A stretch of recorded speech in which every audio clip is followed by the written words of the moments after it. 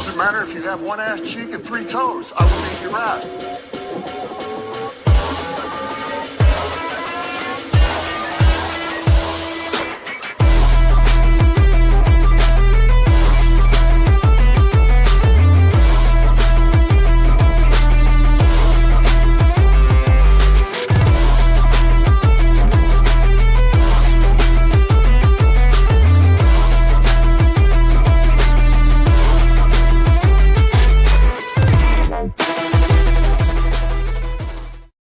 Today's episode is powered by Dre's Daiquiri Shop at Cotton Gin, where Texas flavor meets game day energy. Cool off with our legendary Texas-style daiquiris and load up on the best football food in town. From crispy, mouth-watering wings to your favorite game day bites, Dre's is your ultimate pregame, halftime, and victory spot. Don't just watch the game. Taste the win at Dre's Daiquiri Shop at Cotton Gin. Good evening. Welcome to the One Ass Cheek, Three Toes show. I am your host for right now, BA, and I'm here with my co-host, Jay. We're here holding it down for Nate. I don't know what's going on with Nate. Hopefully everything's okay with him. He didn't let us know anything. So shout out there to Nate, man. I hope you're okay, brother. Yes, sir. But the show must go on. We don't have Drew either, so I don't know what's going on with that whole big scenario. But the show must go on. Yes, sir. And dude, thank you for being patient there with us, Phoenix Fire. You've been on here for a while, just sitting there in the ready room. Thanks a lot for being patient with us. Let's see. Let's going to go into the Lions' victory over the Chicago Bears, 52-21. They put a big pasting on them, and that was good to see. Yes. I was kind of tired of hearing the things about the offensive coordinator and defensive coordinator thing that's been a narrative after game one. Oh, they miss Ben Johnson. Oh, they miss it.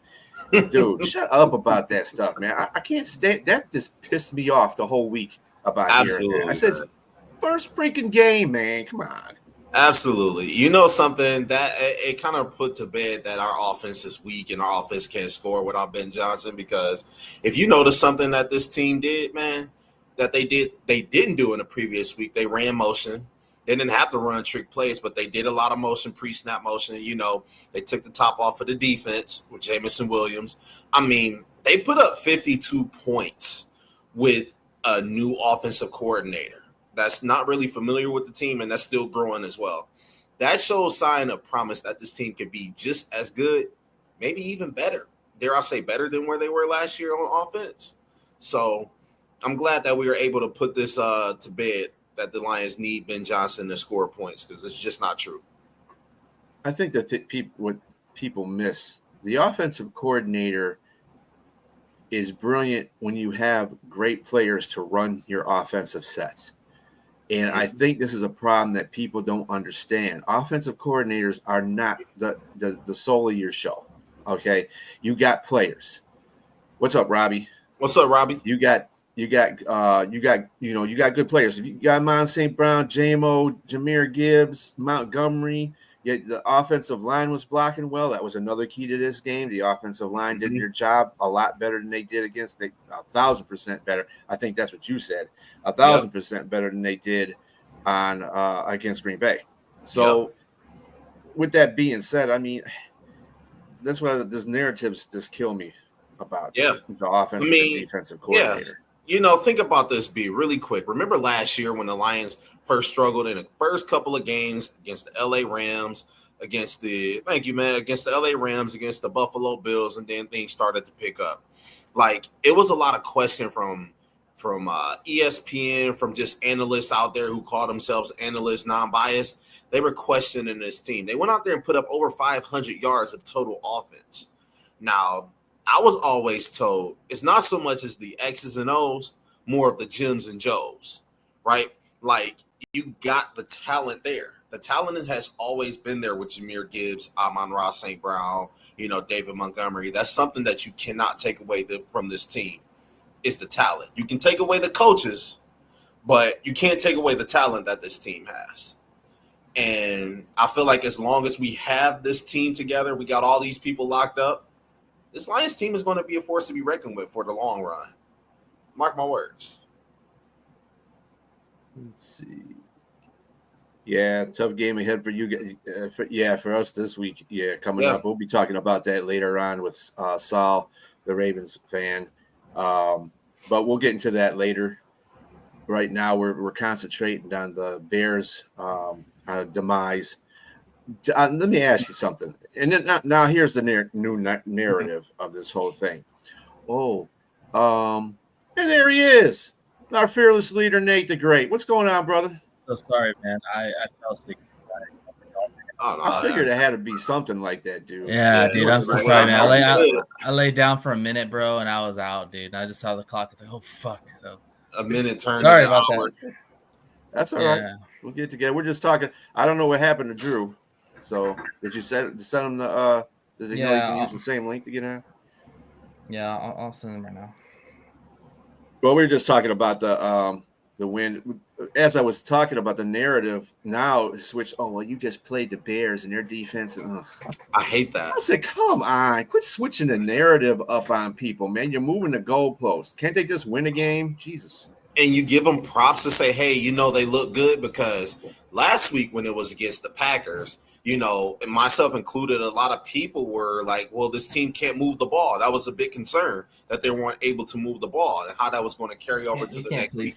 This team put up over 500 yards of total offense. They didn't look stagnant. They didn't have the bunches of 3 and outs, so you didn't see drop passes or miscommunicated on the offensive line. This team played a solid, damn near flawless game.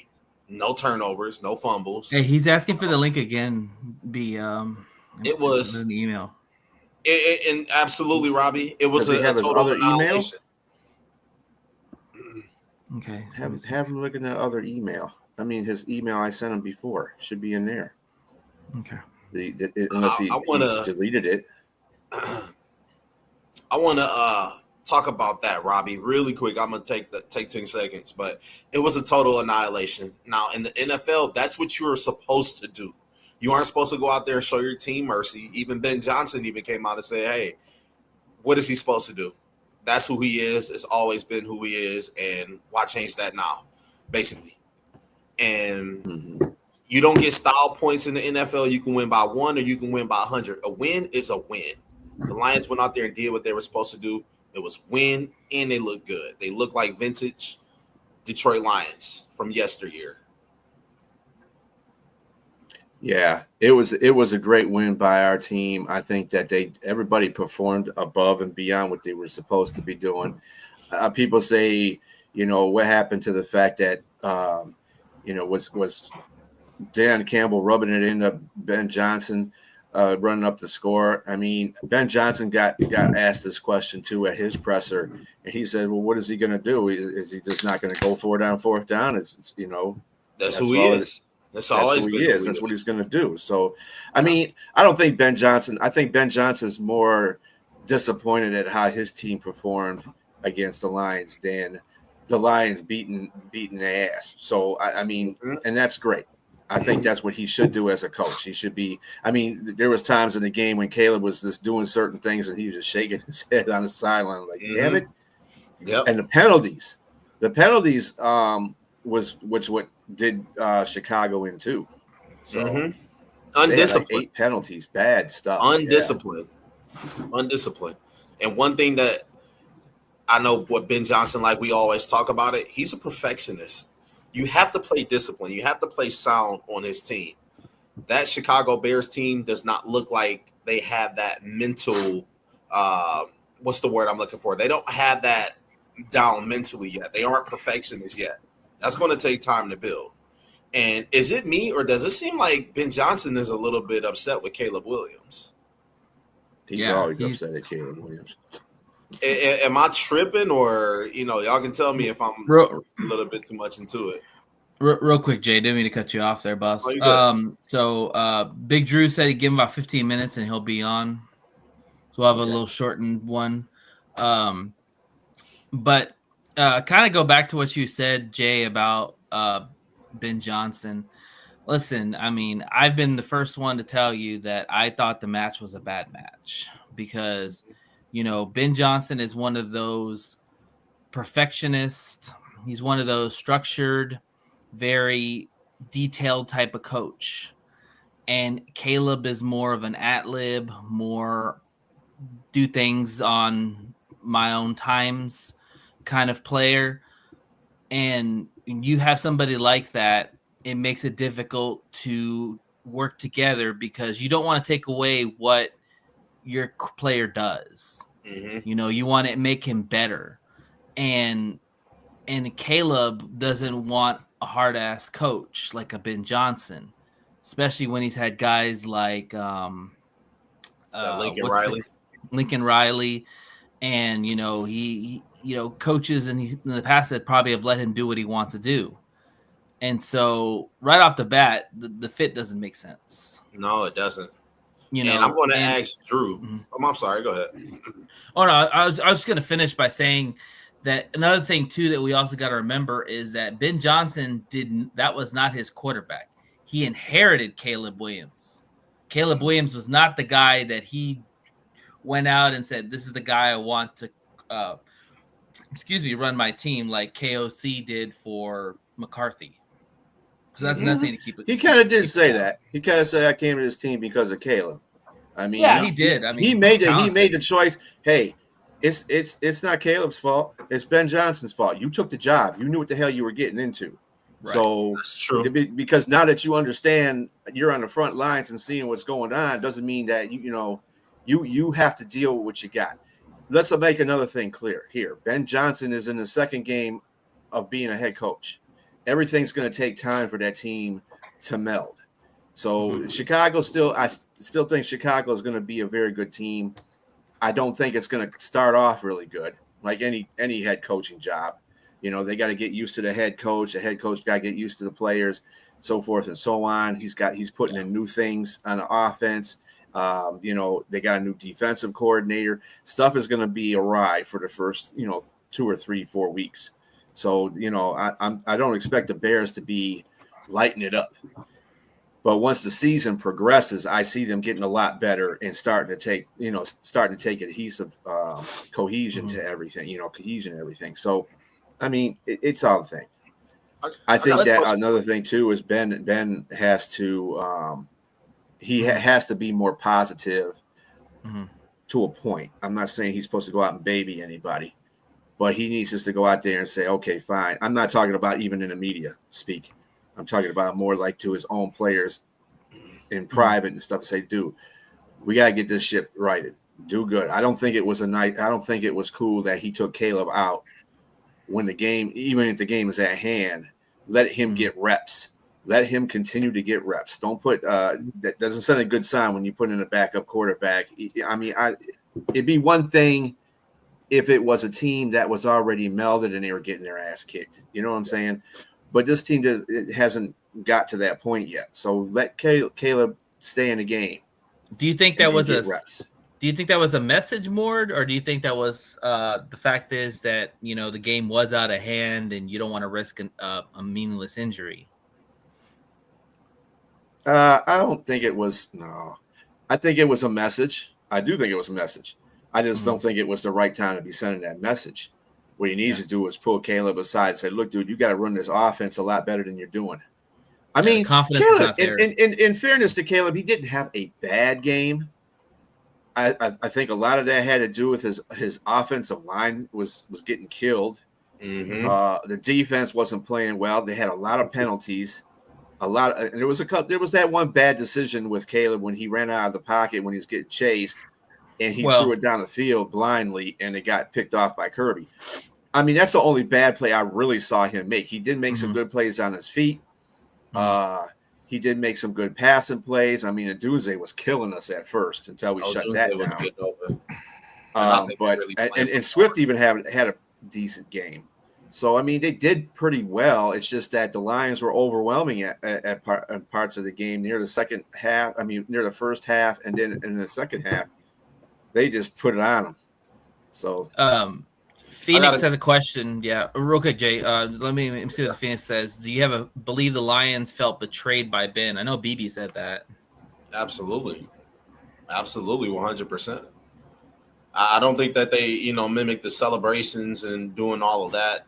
If they didn't feel some sort of, betrayal. Kind of felt personal. It kind of felt personal a little bit. This game was definitely personal because I remember Amon Ra talking on his podcast. He's like, well, we're going to make it hell for Ben Johnson, and I don't know if you guys see it, but at the beginning of the season, they got these like little sticks with each team that they're playing, and they pick up which ones they're looking forward to the most. Everybody picked up Chicago. That was a clear shot at Ben Johnson. Clear. Well, let's not get exasperated, okay? First of all, not everybody picked up a Chicago stick. There were some people that are picking up sticks that they had teammates on or something. People that they went to school with in college. What about Dan? What about Dan? I felt like going for that fourth down. That was pushing.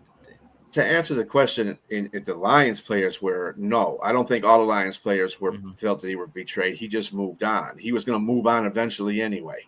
And because he moved to Chicago, that was probably not a good look for him. But like when the crowd was chanting F Ben Johnson, several players did not like that. They didn't like that. I wasn't down with that either. I wasn't down with that. So I think on the offensive side, it probably was more of respect for Ben Johnson because that was your coach and that was your guy that you pretty much talked to all the time in the season. On defense, maybe 50-50. Because you're on defense, and I'm sure it would be the same thing with AG. If AG comes in here, it probably would be more of respect for AG on defense than it would be on the offensive side. So it seemed like it's a lot personal with him though, because you say, he was going to leave anyway because he was a damn good offensive coordinator, so he's going to get a shot. But to go to a divisional rival when you could have went to Washington, you could have went to Jacksonville, you could have went to a couple places. I know they're like, oh, you think you're going to come in here and beat me or come beat us twice a year? Not happening. But that kind of leads me into my question. Do you think Ben Johnson is kind of regretting going to Chicago over Washington, considering that you could have played with Jaden Daniels and seen how good he's doing versus Caleb Williams? 2020. He didn't know he was going to get Jaden Daniels when he took the job. I believe that was before the draft was.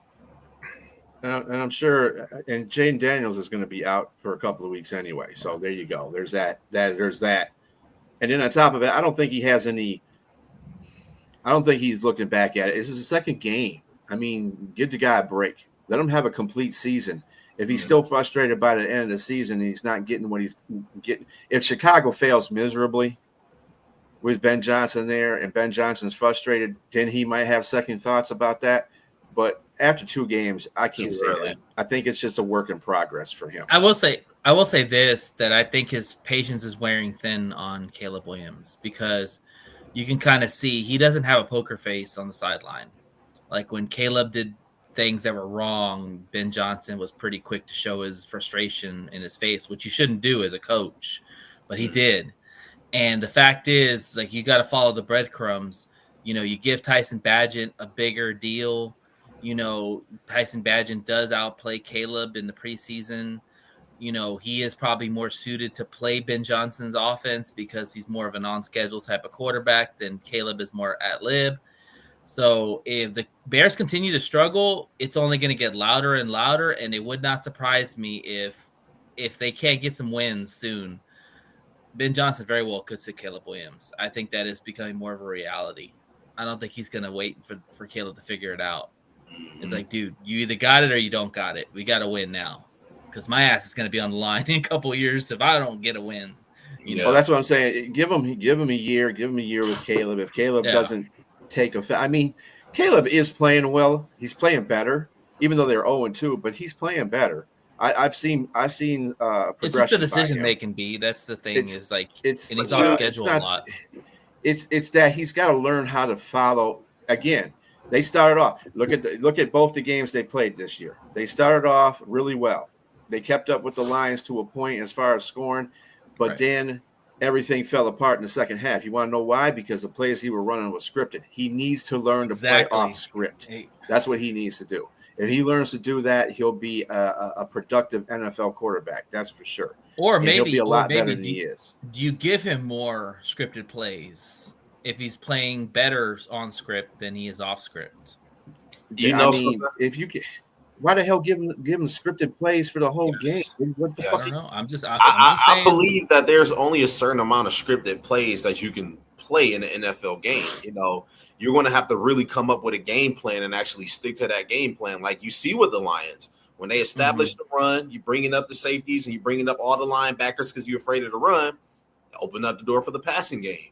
That's exactly what needs to happen with Chicago. You know, and Chicago don't have that rushing attack like any team in the NFC North. Yeah, you got some okay running backs, but who really fears off, you know, the Chicago's that's a great point too, Jay, because Chicago's Bears running offense is ass. Yeah. Like, I'm sorry, Swift is not the answer. I mean, we know that. We had Swift. Mm-hmm. You know, he gives you some bursts at sometimes, but he is not a full-time running back, and they really don't have other guys behind him. Like, they really need to address that situation in the offseason. Absolutely. And kind of think, and it makes me think, Chicago Bears picked at 5, if I'm not mistaken, right? They picked at 5. So you went and you got Colston Loveland when you had Ashton Genty on the board. And if you ask me, that kind of didn't seem the smartest because you still got Cole Kmet, and you could have picked up a good stud running back, and you could have probably had a better offensive game if you had a running back like Genty there. But yeah, no, their rush offense is ass. I'm sorry, but it's just ass, man. Yeah. Well, I think they probably were going after Genty because that was a rumor mill in the draft that they were going to go after Genty. But I think Vegas was third, though. I think Vegas was third. And that's why they go number 3 because one was what's his name? Travis Hunter, right? No, what's his name? Cam Ward. Then it was Travis Hunter. Then it was Abdul Carter. 3 to the Giants. 4 was the Cleveland Browns. They picked up Mason Graham. 5, was it the Chicago Bears? No. It was Tennessee, Jacksonville, New York Giants, New England, Cleveland, Las Vegas was 6, but they were still ahead of Chicago, who was 10. They picked up Genty. Got it. Yeah. Yeah, like in my opinion, I would have tried to get a running back. I think running back, they should have really prioritized that, especially with upgrading their offensive line. Now, I know their offensive line isn't elite, but, you know, you put somebody like Genty behind there, I think that it'd look a lot different than DeAndre Swift and me back there, you know. Mm-hmm. I mean, Swift is okay.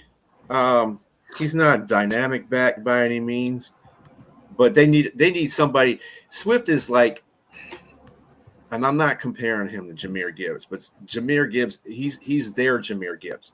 They need a back that's up there, Montgomery. Mm-hmm. Unfortunately, they decided to not sign him, and that's why he's with us. That would have been perfect if they would have had Monty then and then with Swift, but that's not how the way the world worked. So they need somebody that can bash the ball through the line and let Swift be an outside the tackles running back or catching it out of the backfield, because he does do those things well. He just doesn't run through the tackles well like Jahmyr Gibbs does. You know, another thing too, it made me kind of think is with Ben Johnson, like, you know, I saw this last year, like he ran the football because he had to run the football. I don't think he ran the football because he wanted to run the football.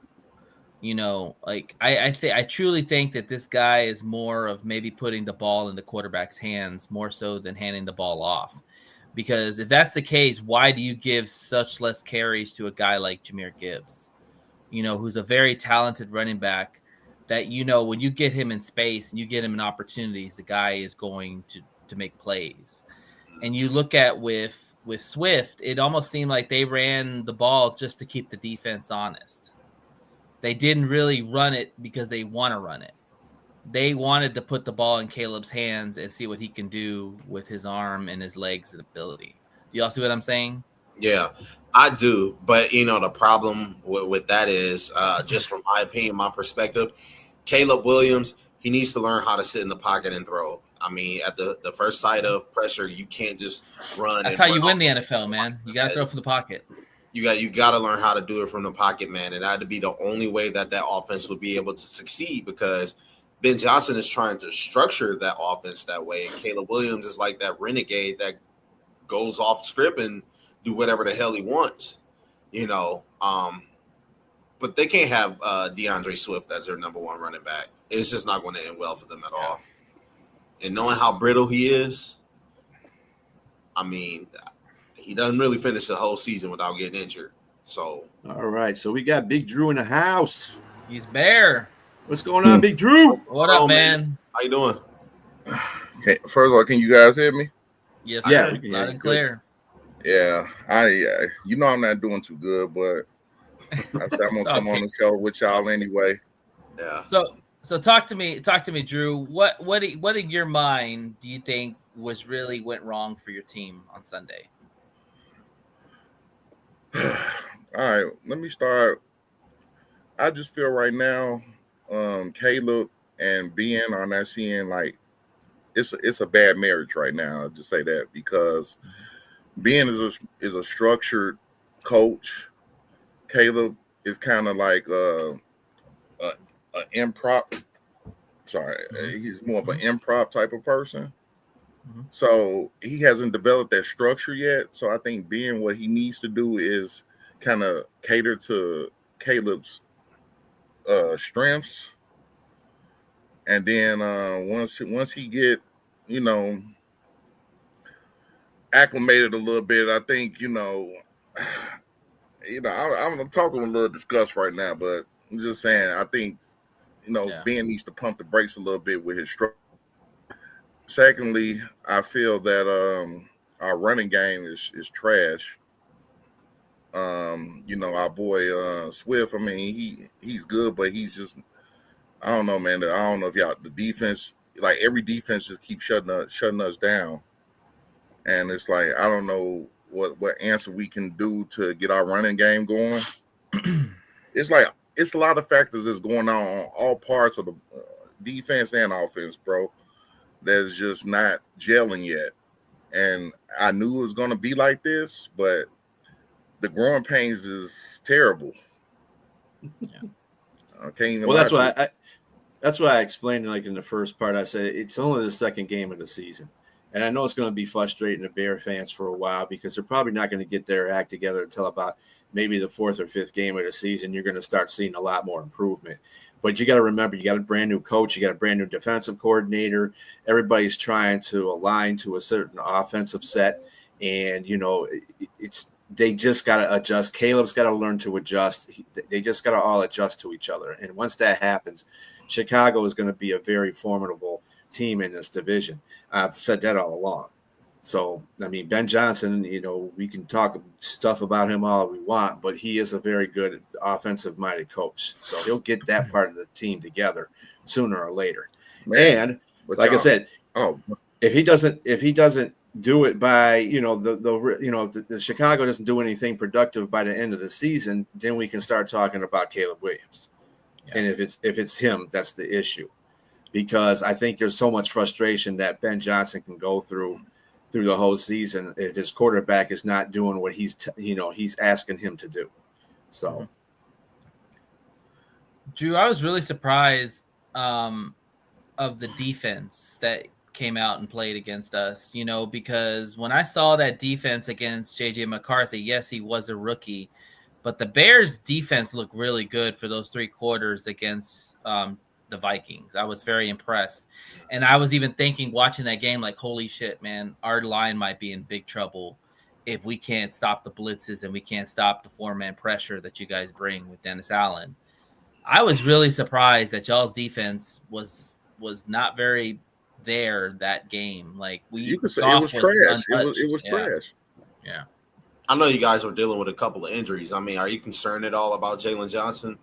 Yeah, he's out indefinitely. So, I mean, he's done. So we can't rely on him. Who else?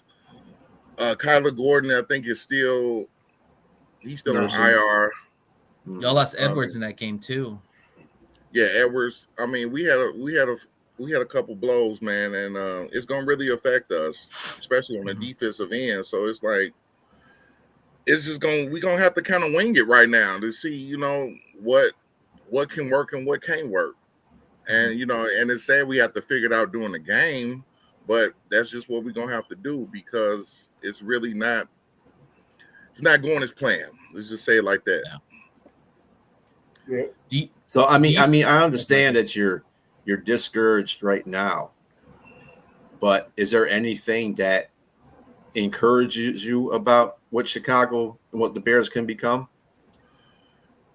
I mean, on paper, man, and this is the frustrating thing, because just like last year, on paper we look solid, but it's just coming and trying to gel together with, especially the defense. I never really worry about too much, with the exception of injuries, but the offense has always been a problem since 1985, and this.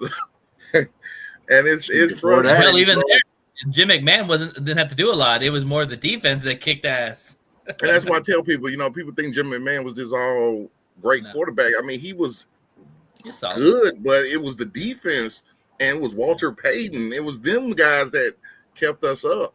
Yeah. So, but now with Caleb, I mean, I still think Caleb is a great quarterback, even with all his trials and tribulations. But I just think that it's just gonna take time, and time will tell everything at this point. Yeah, and it's kind of rough on Caleb Williams, because he's going to a city to a team that has never had a 4,000-yard passer, like ever. Right. Number one pick. Him having a narrative very high. Questioning him about a lot of things he do, whether it be painting his fingernails. And this is no disrespect to Caleb Williams, but he has a lot on his plate. No, not at all.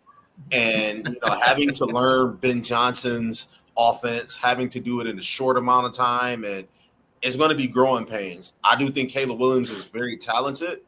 I just think that he just needs a little bit more time, and try to get all the stink off of you from the game, get all the stink off of you, what people think about you, whatever may go on in your mind, and just play the game, because the talent is there.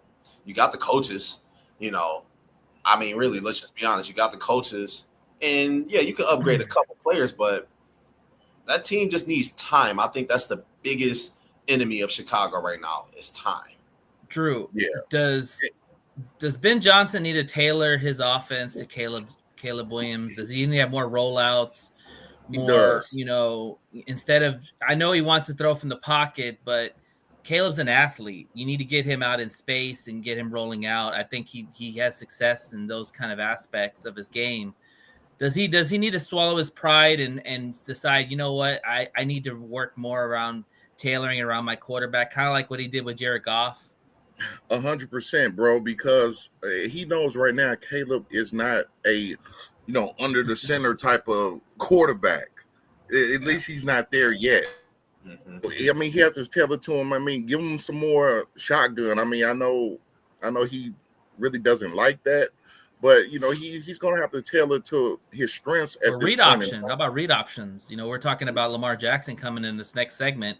Read options would be a great with Caleb. I think he could very benefit, especially with a guy like Swift, who's got that kind of speed. And you could give options for both to have the ball. Yeah, absolutely. Yeah.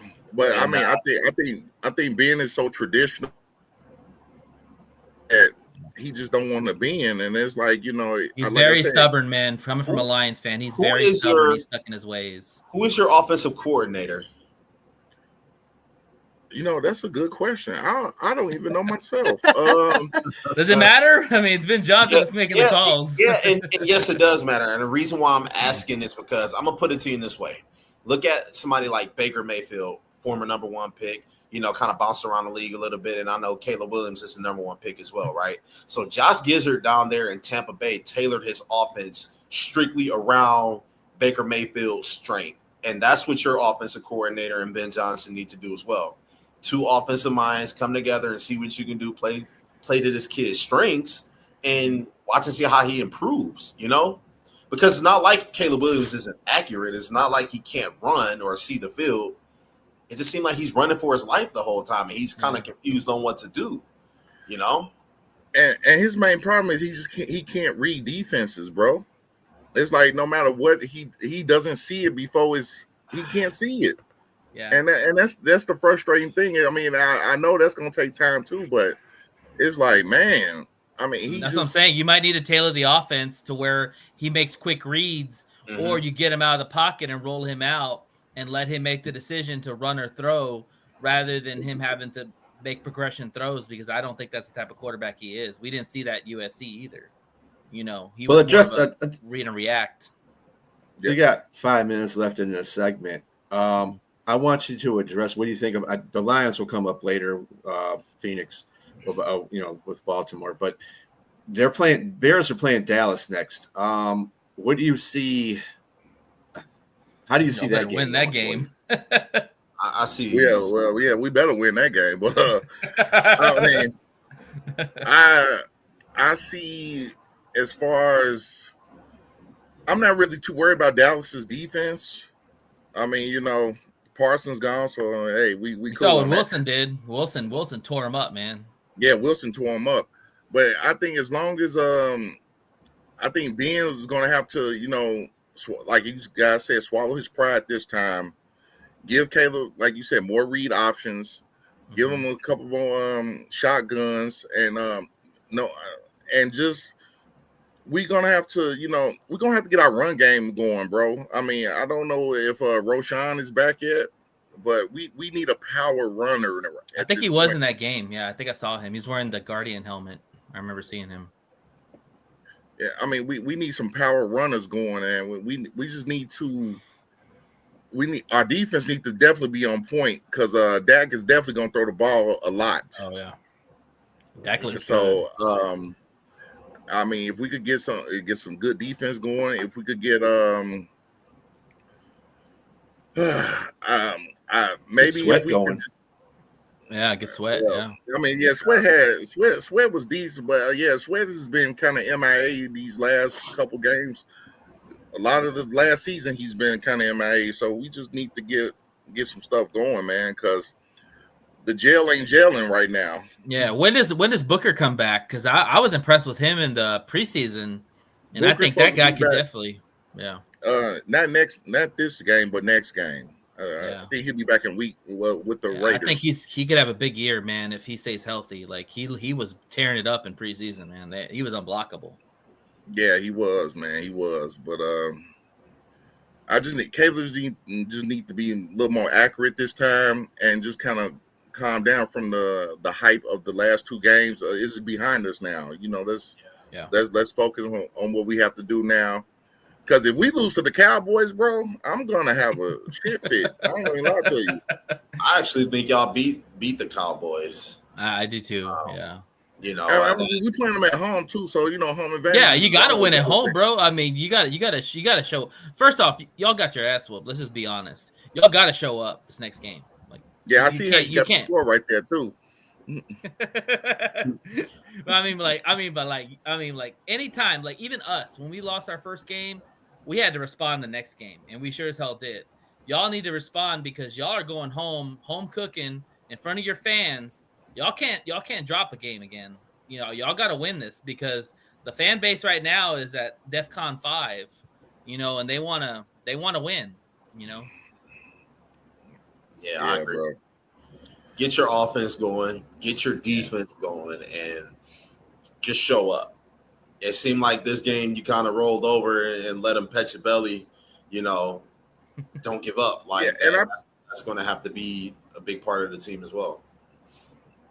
And I think it was a lot of mental things that was going on. It was that whole Ben Dan thing that I think that's what was going on with Chicago, man. I mean, they want to impress Ben so much, man. We gotta win, and you just didn't even play your game. You could tell both of them was off. I mean, the defense was terrible, bro. I mean, terrible. Dude, Goff was untouched. The only time Goff got touched is with that sack that was pretty much nullified by a penalty that we had and y'all had. Other than that, Goff was clean the whole time, man. And you never see that against Chicago. I'll give you props. Every time we play Chicago, Goff always gets touched up a lot of times in the game.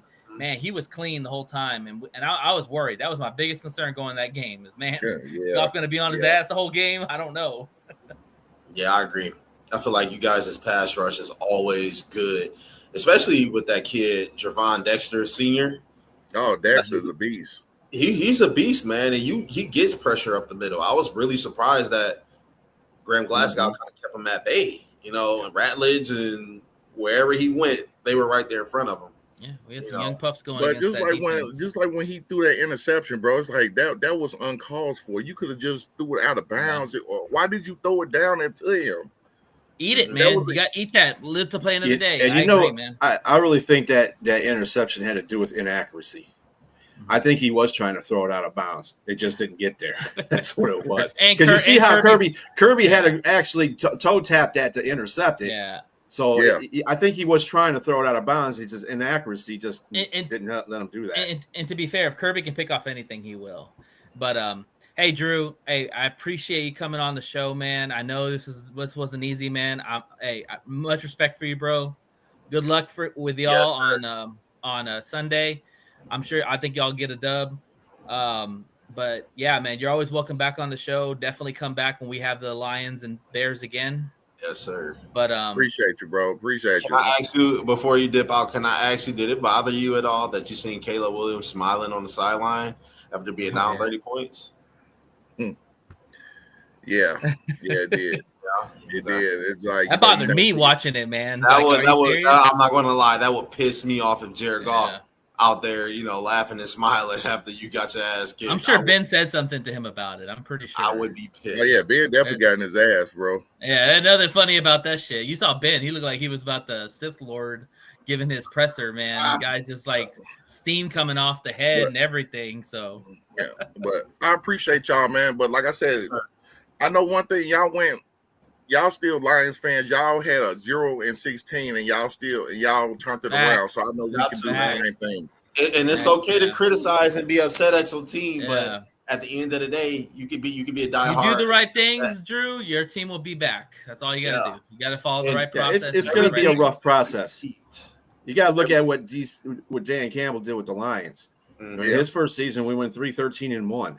And we didn't start improving until like the last 4 or 5 games of the season. So you have that to, I hope that's not what Chicago goes through, but at the same time, that may be what they go through. So you're going to have to really kind of suck it up a little bit because they'll be like, damn, why we hired this damn coach? Because all Lions fans were saying that after that 3-13-1 season. I'm like, dude, sure was. Give the guy 3 seasons. I think I'll have the right coach.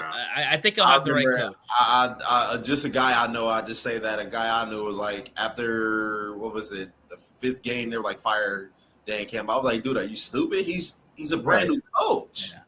Yeah. Like, what do you want him to do? Give him 3 seasons. A lot of grit. He got a lot of grit. Just give him a That's right. Hey, he came from the right tree, Drew. So there's hope for your team. Yep. Yeah. All right. Yeah. Well, all right, man. Take it easy. All right, bro. Have a good one, brother. We appreciate you, man. No problem, bro. Take care, bud. Oh man, I felt bad for that guy. Hey, mad props for him, like taking the bullets and coming back on, and just you could tell he was defeated, and I don't blame him. I think we all felt that way after week 1, right? We had to hear the Wacker fan come in and basically gloat all over about how he kicked our ass, and so that's just football in general, right? That's how it works. But as you see, we got Liz here. Hey, Liz, how you doing? What's up, Liz? Hi guys, how are y'all? How you doing? I know. Texans. Well, we're go. good. We're good. We're great. I know you're not. I've had better days. Just saying. Mama It's said all there'd be good. days like this, but She sure did. But before we get into that, we're gonna go ahead and do our pick'em segment. Every week we do it. B, do you have the results from this past week? Yes, sir. All right, let's see it. Nate, you're not gonna be happy with yourself. Yeah, Not gonna be happy at all. yeah. So at 8-8, that is Nate. I'm not gonna lie, I took some swings and they did. screwed me over, You did. but I learned my You lesson. did. All You right. took some swings. You really did. You went out on a limb on some of these. Yeah, I did. I got a couple right. I'll say that. Jay and Liz are tied at 10-6. Oh, let's go, Jay. Hey, let's go. All right. And me, of course, because I'm a dope producer. I went 11-5. Let's go. So I only keep did Nate 3. at the I only bottom. did 3 less than y'all did. So yeah, whatever. Moving Oh, on. you're good. Yeah, it's a All right. long ass season, just like we say all the time. It's not how you start; Only week it's two. how you finish. Exactly. But to be fair, I Exactly. kicked y'all's ass the first week, so that's all I'm gonna say. Shoot. I think I Yeah, had like that's 3 true. losses. Could have been a Browns fan. That is Yeah. true. Yeah, That's definitely true. Big Drew. Big Drew did Big great Drew's a guy. as always. I like Big Drew. Big Drew's All right. Let's go ahead and get started, y'all. So we got the first game, Bills versus Dolphins. B, go with you first. All right. So Bills versus really. Do you really want me to do this? I mean, come on. You gotta do it. I'm definitely going with the Bills. Like, Wait, hold on. This is this from last that's week week right 2. here. Damn it. Yeah. My bad. I thought I had all brought good. up the right one here. I was like, wait, hold on. Are we doing this? I got again? it. That's today. Okay. All right, so B's got the Bills. Jay, what you got? I got the Bills, man. I think the Bills going to hit the ground running. I don't think that Mike McDaniel can keep up. I think he's on a hot seat. Give me the Bills. Liz? Bills. Yeah, same here. I actually think that after this game, Mike McDaniel will be fired. I think it's gonna get so? it's gonna get ugly fast, and I think that he's I think they're definitely gonna give him a fired. couple more games. Yeah, I don't know. If they get their ass kicked like I expect them to do, it could get ugly fast. It could definitely get ugly fast. But yeah, so we're all going Bills. Have to be out of the playoffs for that to happen. Just keep it going until I get my shit together. Yeah, you're good. You're good. All right, next game we got is Bengals versus Vikings. B, what you say? I'm gonna take the Viking. Yeah, I'm gonna take not the Vikings. I'm sorry. What the hell am I talking about? I'm taking the Bengals. Bengals. Okay. Jay, what you got? Give me the Vikings. I think the only thing the Vikings are really missing right now is competent quarterback play. And what's his name? Carson Wentz. Yeah. He's going to get the dub for him. No Joe Burrow. Give me the Vikings. All right, you got the Vikings. Liz, what you got? I'm going to go with Cincinnati still because I feel like that second, that backup quarterback can do the job. Mm-hmm. Yeah. Yeah, I'm going with the Bengals too. I like Jake Browning. I think Jake Browning may actually be a decent quarterback as long as Burrow's out. I haven't seen Carson Wentz in a minute, so I don't know what he's got. I know what Jake Browning's got, and I think that the Vikings, they've shown some weaknesses on that defense. And you still got T. Higgins. You still got Jamar Chase. So good luck. Yeah, give me the Bengals. Mm-hmm. All right. Colts versus Titans. B, what you say? Colts versus Titans. I got the Colts. Go for Indiana Jones. Indiana Jones. Jay, what you got? Give me the Colts. Indiana Jones. 3-0 start. Right. Indiana Jones. Indiana Jones. Can I vote none? Well, yeah, this is who wins in a tie. Your division. I feel you.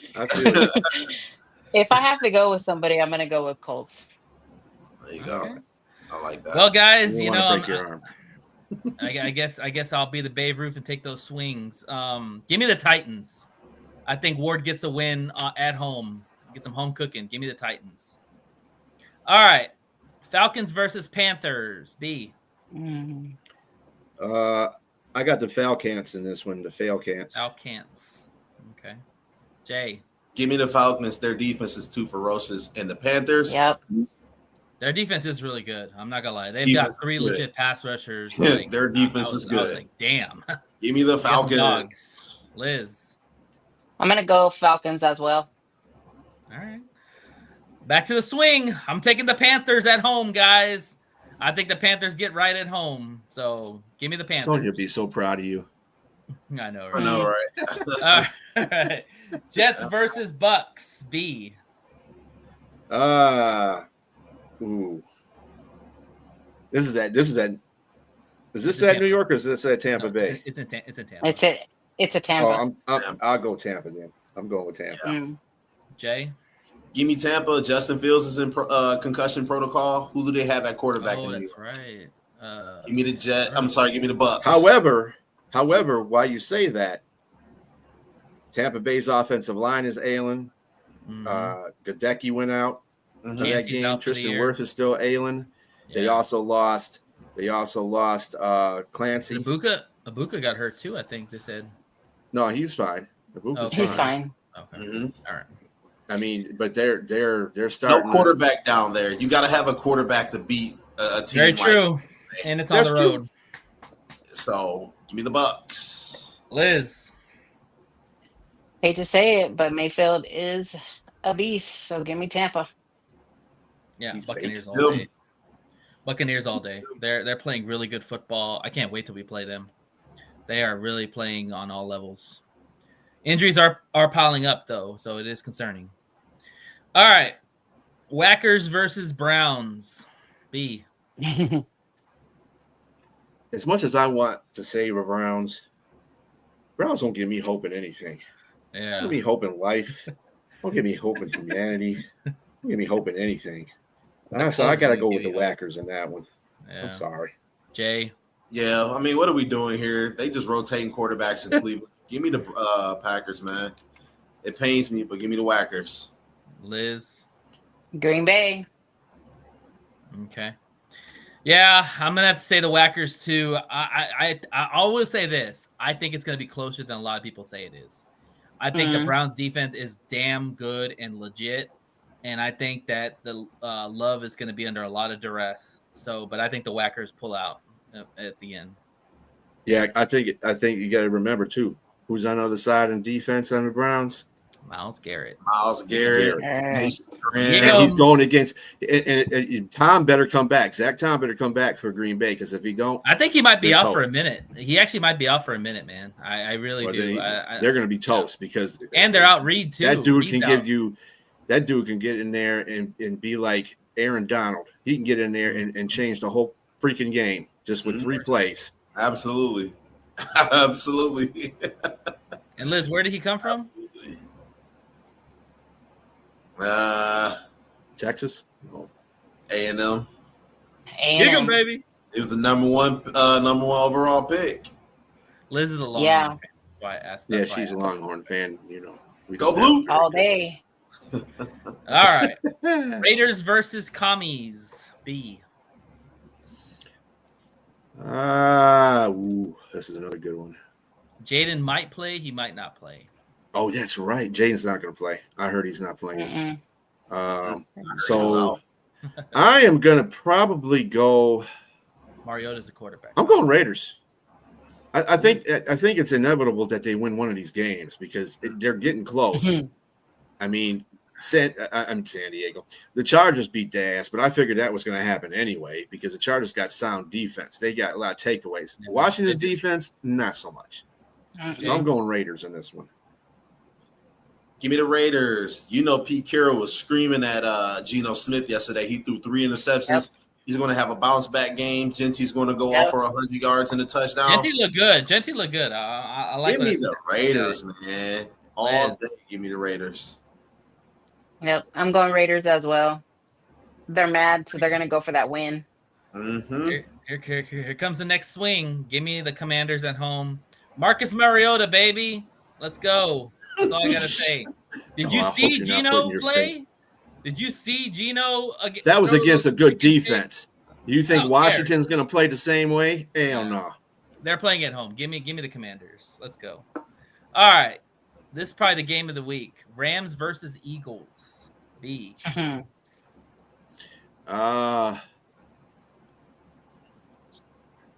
is a tough one. I try not to go against my boy Stafford because this is going to be a tough game for both these teams. And I mean, I'm not seeing any team right now setting out dominance. Nope. In any AFC or the NFC right now. Everybody's all the same. Remember, the Rams almost beat Philadelphia in a playoff game last season, and they just got better. Mm-hmm. I think I'm going to do a Nate. I'm going to go on a limb. And I'm going to go with the Rams. Rams. Stafford's boy. All right, Jay, what you got? Give me the Eagles. Look, this is going to be the second time the Rams have to go back to LA and go to the East Coast and have to play a hard team in Philly. And when you look at it historically, West Coast teams traveling to the East don't do well, and East Coast teams traveling to the West don't do well. So at least it's not snowing, so that helps. Yep. Give me the red hot Eagles. Liz. Fly high birds. Give me the Eagles. Mm-hmm. That's your Oh, name. we'll see, Robbie. We'll see what happens, Robbie. There's always some upsets. I'm with B, man. Give me the Rams. That D line is going to put pressure on Hurts and make Hurts No throw way. the ball. And just you watch. They're going to bottle up Saquon, and they're going to make Hurts have to win the game. No way. All right. You heard it here. Give me the Rams. All right. Steelers versus Patriots. B. Steelers, man. What? I don't even know with this one, because and New England's the same way. I don't know what team, because they're both weird. I'm gonna tell you what. I'm going with the better coach. I'm gonna go with Tomlinson. So I'm gonna pick Pittsburgh. Pittsburgh. Yeah. All right. So Pittsburgh. Jay. The Pats. I think Mike Vrabel steamrolls the Pittsburgh Steelers. Ooh, what are we doing with steamrolls. Pittsburgh? Wow. They do not look like a strong team at all. I'm sorry, but Aaron Rodgers, he just don't have it anymore. And the Patriots are on the up and coming, man. Give me the Pats. Liz. I'm gonna go Patriots. Okay. Yeah, the Steelers have looked like defenses look like cheeks lately. Sorry, Robbie. Give me the Pats, man. Drake May, I think, is finally coming around. I like what the Patriots look like, man. They just got a good young team that's developing. Vrabel's the perfect coach for that team. Give me the Pats. I got All faith right. in your team, Robbie. I know you don't, but I do. A little Robbie's bit. already done. Robbie's done. He's like, shit, forget it. Next year. All right. Liz, Texas versus Jags. I'll let you go first. Obviously, I'm always gonna go Houston. All I right. mean, why not? B.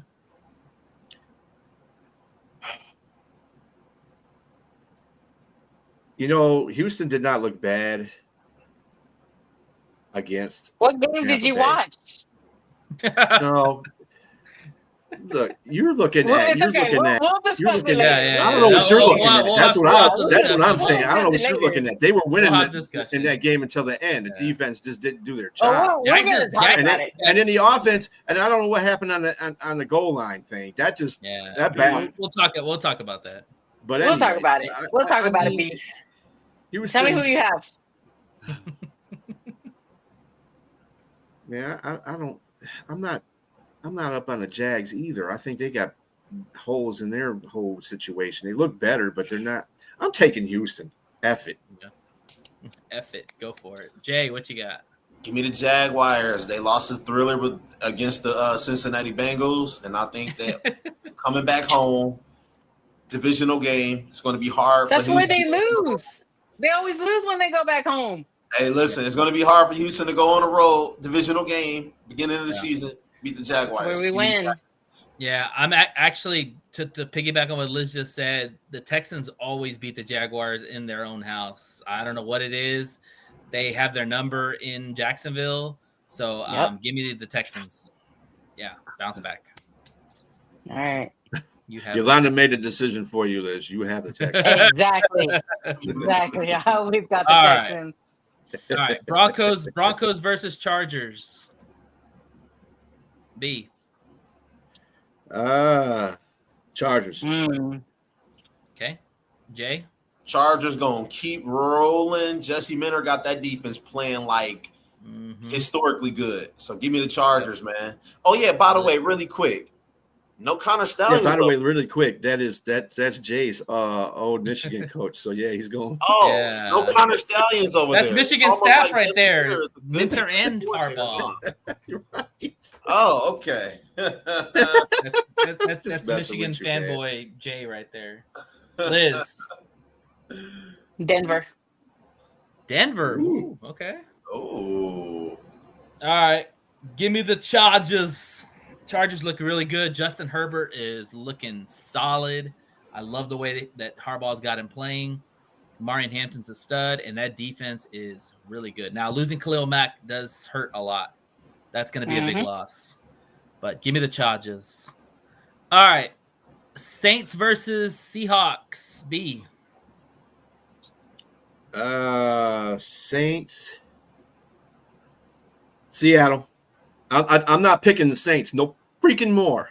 I'm sorry, J Train. If you're watching this, I'm not picking them no freaking more. How Nope. can you be mac and cheese, man? Come on. What's up? Jay. Give me the Seahawks.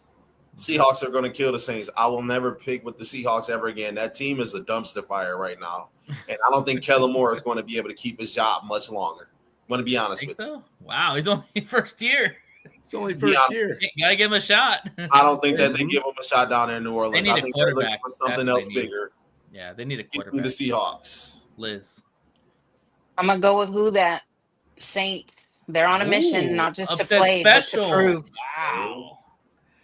Dang, you call that one and that comes through, you'll get some flowers for that for sure. Give me the Seahawks. I mean, Darnold's playing well. Smith and Jigba looks like a legit number one receiver. They're playing in Seattle with the 12s. Yeah, give me Seattle all day. All right. Cardinals versus the 49ers. B. This is going to be a good game. Battle to the 2-0 in that conference. I mean, in that division too. Mm-hmm. I'm taking the Cardinals though. San Francisco's they're going to run out of luck. I mean, they still got Mac Jones throwing the ball. They looked good against the Saints, but who's not looking good against the Saints? You know what I'm saying? I'm taking the Cardinals in that one. Jay. Give me the Cardinals. I think Kyler Murray goes in there. He drops a bomb on San Francisco. Bomb. Wow. Era. All right. Wow. Liz. No Kittle, no Purdy. McCaffrey's banged up. I mean, who do you have, really? Nobody. I mean, We'll see.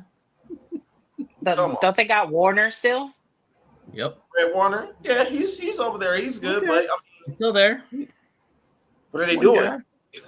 You know? One guy. We'll watch. We'll watch. I'm going 49ers. Liz, I'm Yep. going Okay, to look at Liz just taking a by chance. like today. 30 points. I'm going to text you. Well, Liz stole my thunder. I'm gonna take mac and cheese and the Winers at home. There you go, Yolanda. I know somebody would catch that. All right. That's my girl. You're going Winers, Nate? I'm going Winers. Yeah, give me the Winers. Okay. All right, boys versus Drew's Bears. Here we go. The Bears. As much as I have grown to like Big Drew because he's an honest fan and he's a good guy. From what I've done, so been interacting with him so far, I had to go to Cowboys on this one because they got Dak Prescott. I mean, if it was that Dak Prescott wasn't the quarterback, it's not a bad definitely thing. pick the Dak Bears. Prescott's been playing really well. Yeah. Really playing good. He's looking sharp. His running ability too. Yeah. If his defense could catch up to the He's offense. spreading the ball around. Yeah, and CD Lamb decided he has hands now. Yeah, And he they does. finally found Pickens. Yep, got TD. Yeah. Jay, what you got? Give me the Bears. They're going back home after a deflating loss by 31 points. I think Ben Johnson gets it right. I think they go home and get the dub. All right. Yeah. Liz? I'm going with my girls' team, Dallas, all the way. Dallas. Ooh. There's no D in Alice. But man, it's gonna pain me, but So I say about I'm Detroit gonna say- sometimes when people say that. I'll say, like I told Drew, I was like, when you get your ass kicked, you better respond. And I think that the Bears respond in a big way against the Cowboys. Cowboys are hot right now, and I think that the Bears get right at home like we did, and I think that they beat the Cowboys. But it's gonna be a good game. I like both. I like. You're this matchup going a lot. Bears? Wow. Yeah, I'm going Bears. It pains me to say that. You're gonna stay He's on going that bottom, Bears. Nate. This is the last time I'll pick the fucking Bears all season if they lose this one. I'll tell you that. Because fuck Caleb Just Williams. saying. Right. I'm We should surprised you make a picked them bet. anyway. I think that honestly, the reason why I say the Bears is because I think that defense is gonna take it personal. Like they got their ass whooped. Like Jared Goff was playing out there with amateurs on defense. He kicked their ass. Thank you. Robbie. Thank you. We'll see. Yeah. All right. And then Chiefs versus Giants. Oh B. my gosh. Both these teams are not playing very well right now.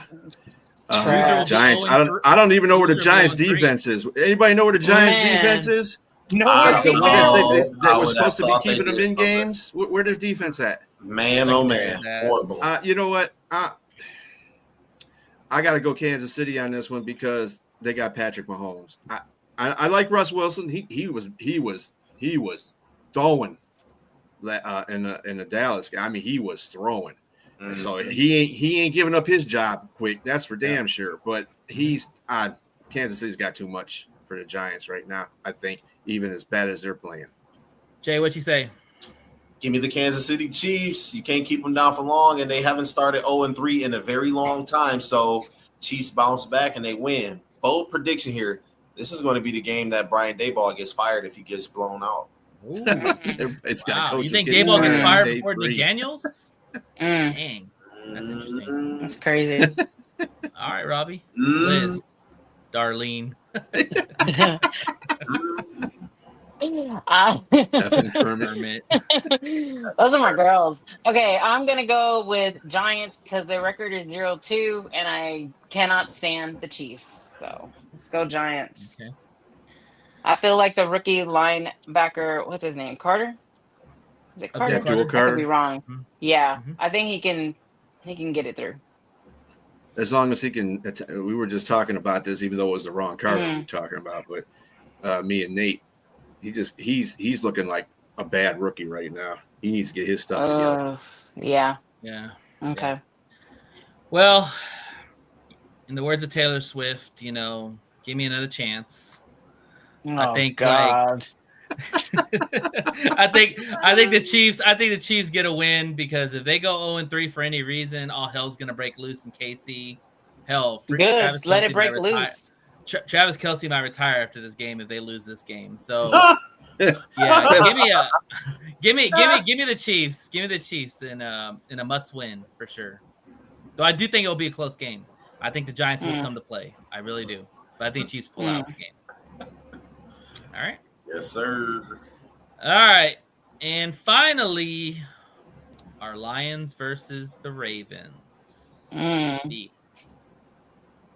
Lamar Jackson. we got Sal backstage. We're gonna bring him on in a minute, but he's over there just doing his little beard, like, he knows. He knows. Go ahead, B. You know what? I'm gonna be like this on any team that can't win in another team spot. Until you prove it to me, I'm picking the other team. So unfortunately, Lions, I gotta pick the Ravens. Yeah. B. Jay. Hey, that shows we're not homers. That shows we're being real. Upset alert. The Lions are on the roll as a 5.5-point underdog. That is a huge spread right there for the NFL. It's actually 4.5 now. Yeah. Is it 4.5? Take the points if you're a bettor. Take the points. Listen, I'm going with the Lions. I think the Lions kick a last-second field goal and break their hearts like Lamar Jackson and Tucker did to us a couple years ago. Give me the Lions. I love it, Jay. Liz. I hope you're right, brother. That's all I got to say. I'm going to go with Lions. I'll be happy to be wrong on this one. Oh, yeah, I'm going to go with Lions because I feel like Goff can do it again. He better do it again. I knew I liked you. I knew you was cool. Oh, man. But y'all better put Lamar down somehow because that dude is a beast. We're going to talk to Sal about how that's going to happen. Okay. I don't know about steamroll him now. Come on. Yeah, getting a little ambitious. Man, if I had to flip a coin. Nope, Robbie. Nope, not at all. I'm going to go with B. I'm taking the Ravens because the fact is Lamar Jackson is just one of one. There's no game plan to stop Lamar Jackson. And I just don't know with a rookie coach as a defensive coordinator, that's the best ask for. The Lions have not won in M&T Bank Stadium in 20 freaking years. Yeah. Okay. It's overdue. And we had a good offensive team 2 years ago when we went 12-5 and got smacked by them. Yeah, and the games haven't even been competitive. They haven't even been competitive. I mean, that's the thing. This isn't your Baltimore Ravens from yesteryear. This is a new. Well, it's true, and we got different coordinators as well. They got a different defensive. Still got 8 back there. I think their offensive coordinator is different too, but they still got Jim Harbaugh. And John Harbaugh has been acting like a and boner. they got 8. They got 8 brother. and 22. Yeah, John.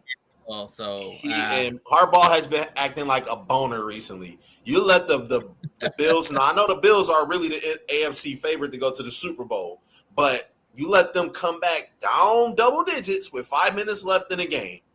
This isn't that same, if you are right about this, and Liz, if y'all are right, we'll give you all the flowers. And I hope I'm wrong. I know that's right. Yeah, I'll be happy. I hope I'm wrong. I'll take the box of chocolates. I'll take it all because I feel like you guys, you and Nate and B, y'all are not understanding what y'all can do, what y'all have.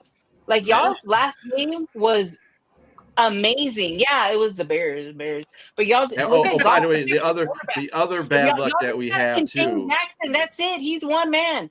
Contain him, and you can win. Yeah, it's 2 people you gotta gotta worry about. Because I always go Houston. Hey, it's 2 people you want to worry about on that offense. 1, Lamar Jackson. 2, Derrick Henry. Yeah, those are 2 big weapons right there. Derrick Henry at the line, and then when you're not looking, say Flowers. Yeah. And the tight end, Mark Andrews. I don't think they can control the clock. I was just going to say, what's the status on Likely? I think. Well, I'll ask. He's likely to play. He's not playing. I just saw Sam shake his head. So they're short-handed as well. But that's a good team. I give them their due respect. I'll say this. I'm saying that Baltimore. Go ahead. I'm not worried about Baltimore's offense necessarily. I'm more worried about our defense versus Goff, or their defense versus Goff, because you know how damn good that defense is and how much pressure they can get up the middle. Yeah. And we still got young guys. Okay. Yeah. Let's remember, we still got 2 rookies literally at the guard positions. Yep. They had a better game, but they're down a Pro Bowl pass rusher in Kyle Van Noy. Van Noy Mike Green is coming around. Yeah. We got to worry about Roquan Smith. That's one guy we got to worry about. Yeah. But Hamilton, Poor Ravens. Van Noy goes out, and then they get Mike Green, who we would want to get. We were trying to get. Too. Yeah, just reload. We ain't gonna talk about that, but look, listen, you already went up against Parsons. You already had your reps. This is the time to prove it right here. Yeah, we'll see. Okay. Well, all right. Well, we got Sal on the thing here. We're gonna talk to him about the Ravens. Liz, we will see you in a few. Thank you, ma'am. Thank you. Right, segment. All right, Mr. Sal. Mr. Sal. There he what's is. Good? The one. Hey, what's up, man? How you doing? Look at that. He's already got his purple out. He ain't playing. What's good, fellas? And the wall back there. That's what he's supposed to be doing. You don't have to worry about Sal and being the fan guy. Look at that. His whole basement is purple. I like that. His whole room is purple. That's a fan room. You go in there. You just look ugly if you have other colors on because that purple drowns it out. And y'all Sal, welcome to the show, man. Thank you for coming on. Hey, thank you for having me, my man. Talk to us, bro. Talk to us. Give us a little insight on what you feel about this game coming up. I'm with the majority when it comes down to, I'm actually, if there's another team in the NFC, or if there's another team besides my Ravens, I cheer for. And basically, it's because of my family. My family, my kids, and they're from up that way, so they're avid Lions fans. So the last time we were in Baltimore, I told my son after we smacked y'all, I told him, I said, I told all the Lions Nation, you can ask anybody that was around me, don't worry, y'all will be in the NFC Championship game this year because y'all are that good.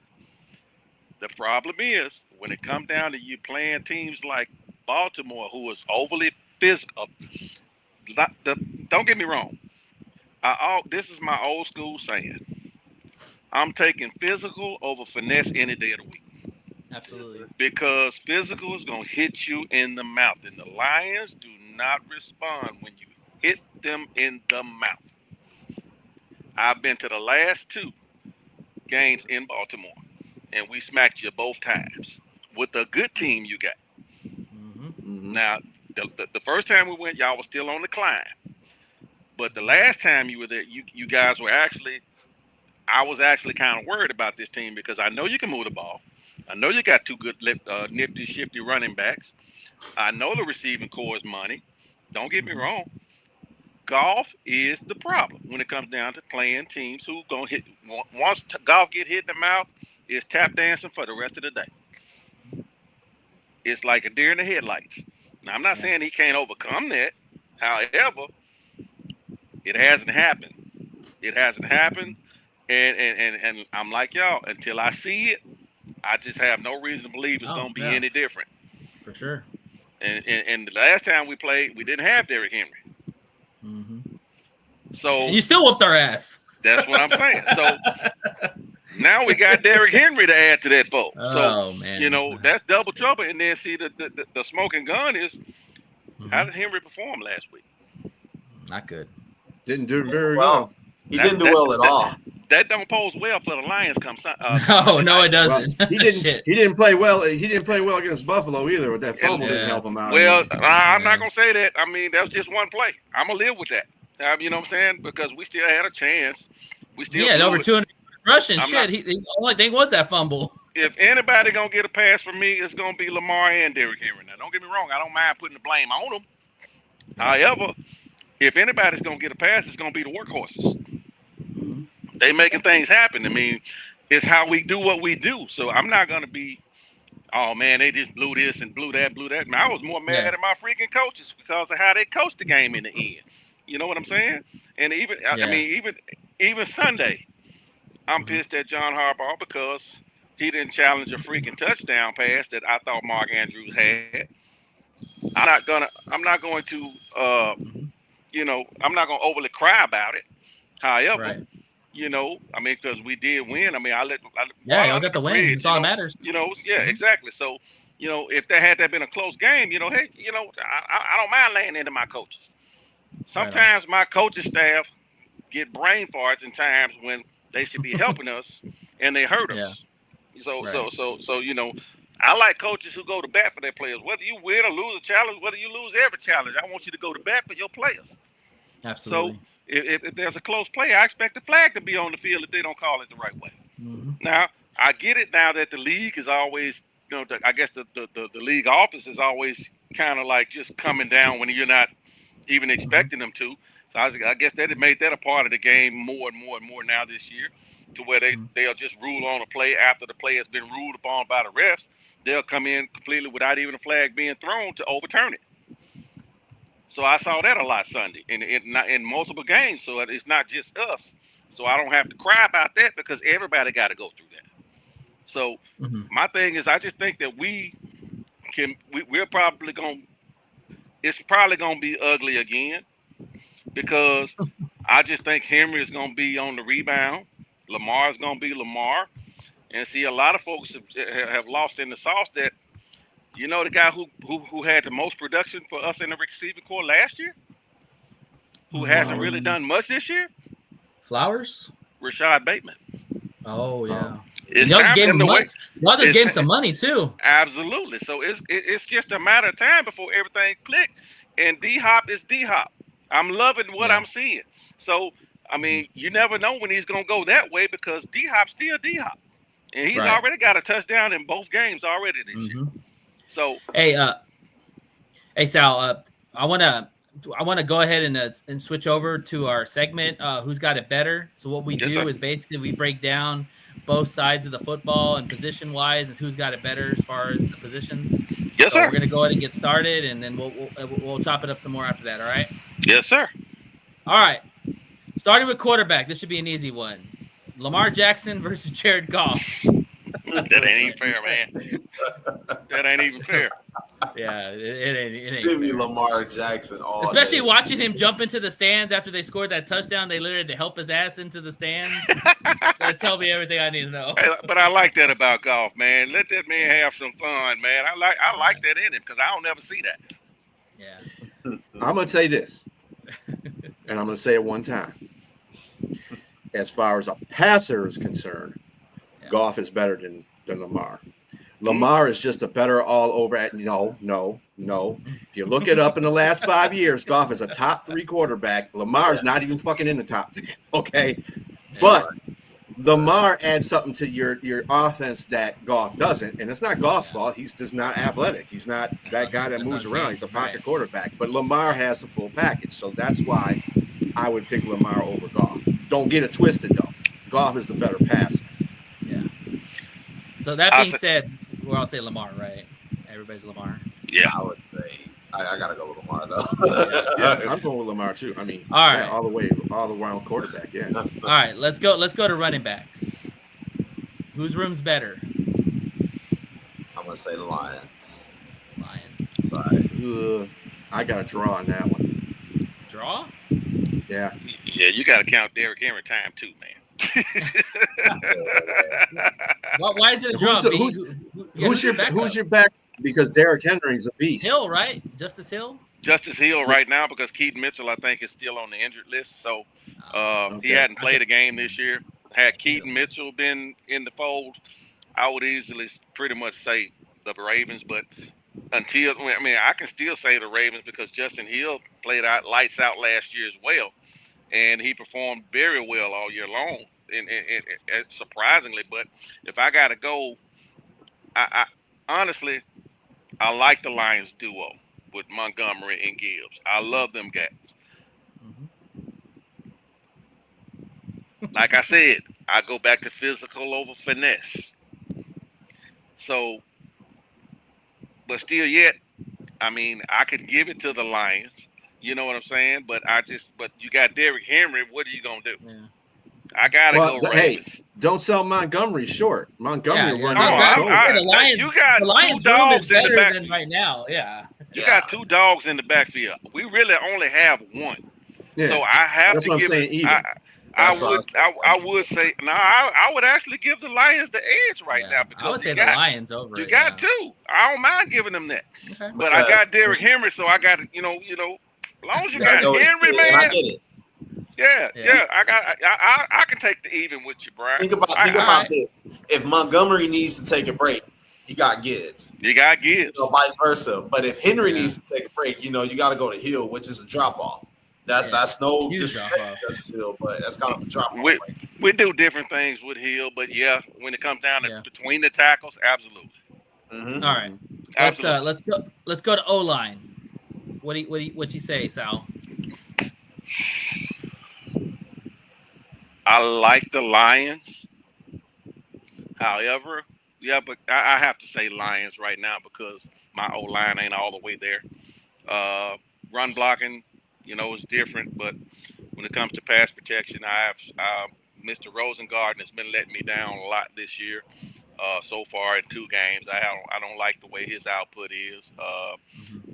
Voorhees has been done. He's been doing a good job, but not overly impressive. Stanley is Stanley, and Linderbaum is the best blocking center in the NFL right now. If you ask me. I like Linderbaum a lot. Yeah. Linderbaum's a dog. Yeah. So but yet they protect Goff way better than we protect Lamar right now. The only reason why I do that because Lamar is elusive with them legs. Yeah, how can you tell he runs all the time? Absolutely. So he makes that offensive line look good. Exactly. So that's exactly right. So I go Lions right now, man. All right. We got to put a complete game together first. All right, we can agree on that. Pass catchers.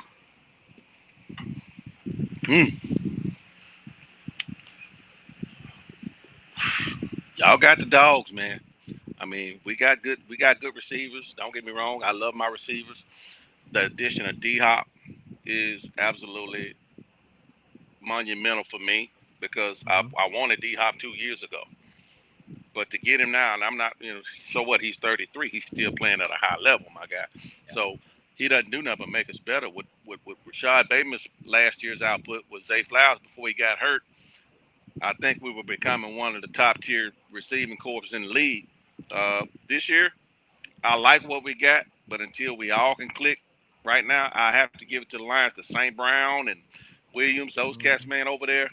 I love what y'all got over there in the receiving corps, man. I'm not gonna lie. I just like our team a little bit better. But as far as positions go, I don't mind conceding to the Lions when it comes down to the position player, because I mean it is what it is. Right. All right, let's go to defense. I think you're gonna have an advantage over us on this one. D Absolutely. line. I like your D line. I love your D line. It's Hutch and those cats. But Let's Right. yeah, Mac Hutch coming back TBD. Hutch and company. Yeah, but see, I'm like, is he 100%? That's what that's my question with him. I don't think he's all the way back yet, but he's doing a wonderful job right now. The defense is both of us basically is a bend don't break, so to speak. When it comes down to it, I like my defense a lot better right now. We're flying to the football. We just lost Van Noy. I think Humphrey did something with his groin Sunday's game, so we could be without him. But the addition of Jair Alexander, he didn't have a good first game because he was less than 100%. I'm thinking that he'll be back on the field Sunday, which will probably help us, with Marlon. But with Marlon, you're losing an All-Pro nickel back, and that's big because Marlon is pretty much one of the quarterbacks on our defense as far as signal reading. Now, don't get me wrong, Jair, he's settled in well. He's just got to get healthy, and hopefully, he can get back into playing shape when it comes down to Sunday and get back to what he used to do as far as what he was doing in Green Bay. I'm really concerned about the interior against Matabike. I'm an A&M fan. I love Matabike. Absolutely. He's a hell of a force inside. He's going to create fits for our guards. Oh, yeah. Yeah. For sure. He will eat inside. Like they better pray to God that they can wrap him up and protect Goff because Matabike is a beast. He is. I'm waiting on Oway to step up. Yeah, I'm waiting on Oway to step up. He hadn't done. I ain't heard him much this year, and I'm waiting on him to step up and help. The player I'm really worried about most, Roquan Smith. You gonna Hey, he a nightmare. That's right there. I'm worried. So are we conceding the D line to the Ravens? Yes. Absolutely. Okay. All right. On that note, Roquan Smith, linebackers. I love my Ravens. As a unit. I love my Ravens. The linebacking core, you got Oway, you got Roquan. Van Noy will probably be out this week. You got Mike Green. Mike Green will get more reps this week than he has in any other game this year. So I'm believing he's gonna carry the load this year. And let me tell you something. This kid is wreaking havoc. Yeah. He's wreaking havoc. We got another kid that's a rookie named Buchanan. He's been doing well this year. So I love what the Ravens are doing in the linebacking core. I don't have no complaints when it comes to those. Roquan is the only one we have that can't cover.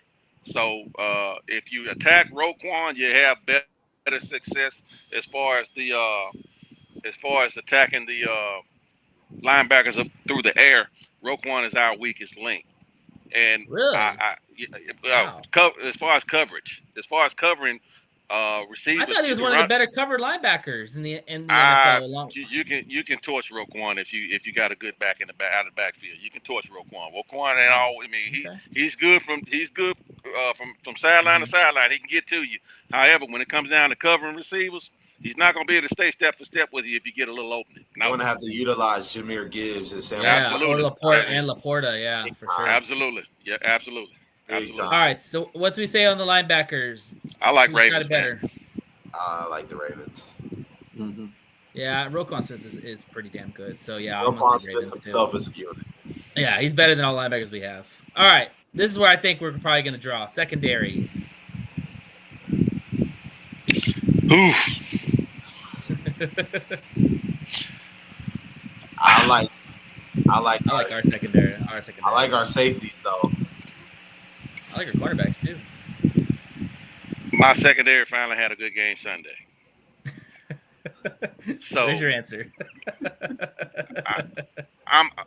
I like Wiggins. Wiggins is good. Malachi Starks is starting to come into his own. Don't get me wrong. What are you gonna say about Kyle Hamilton?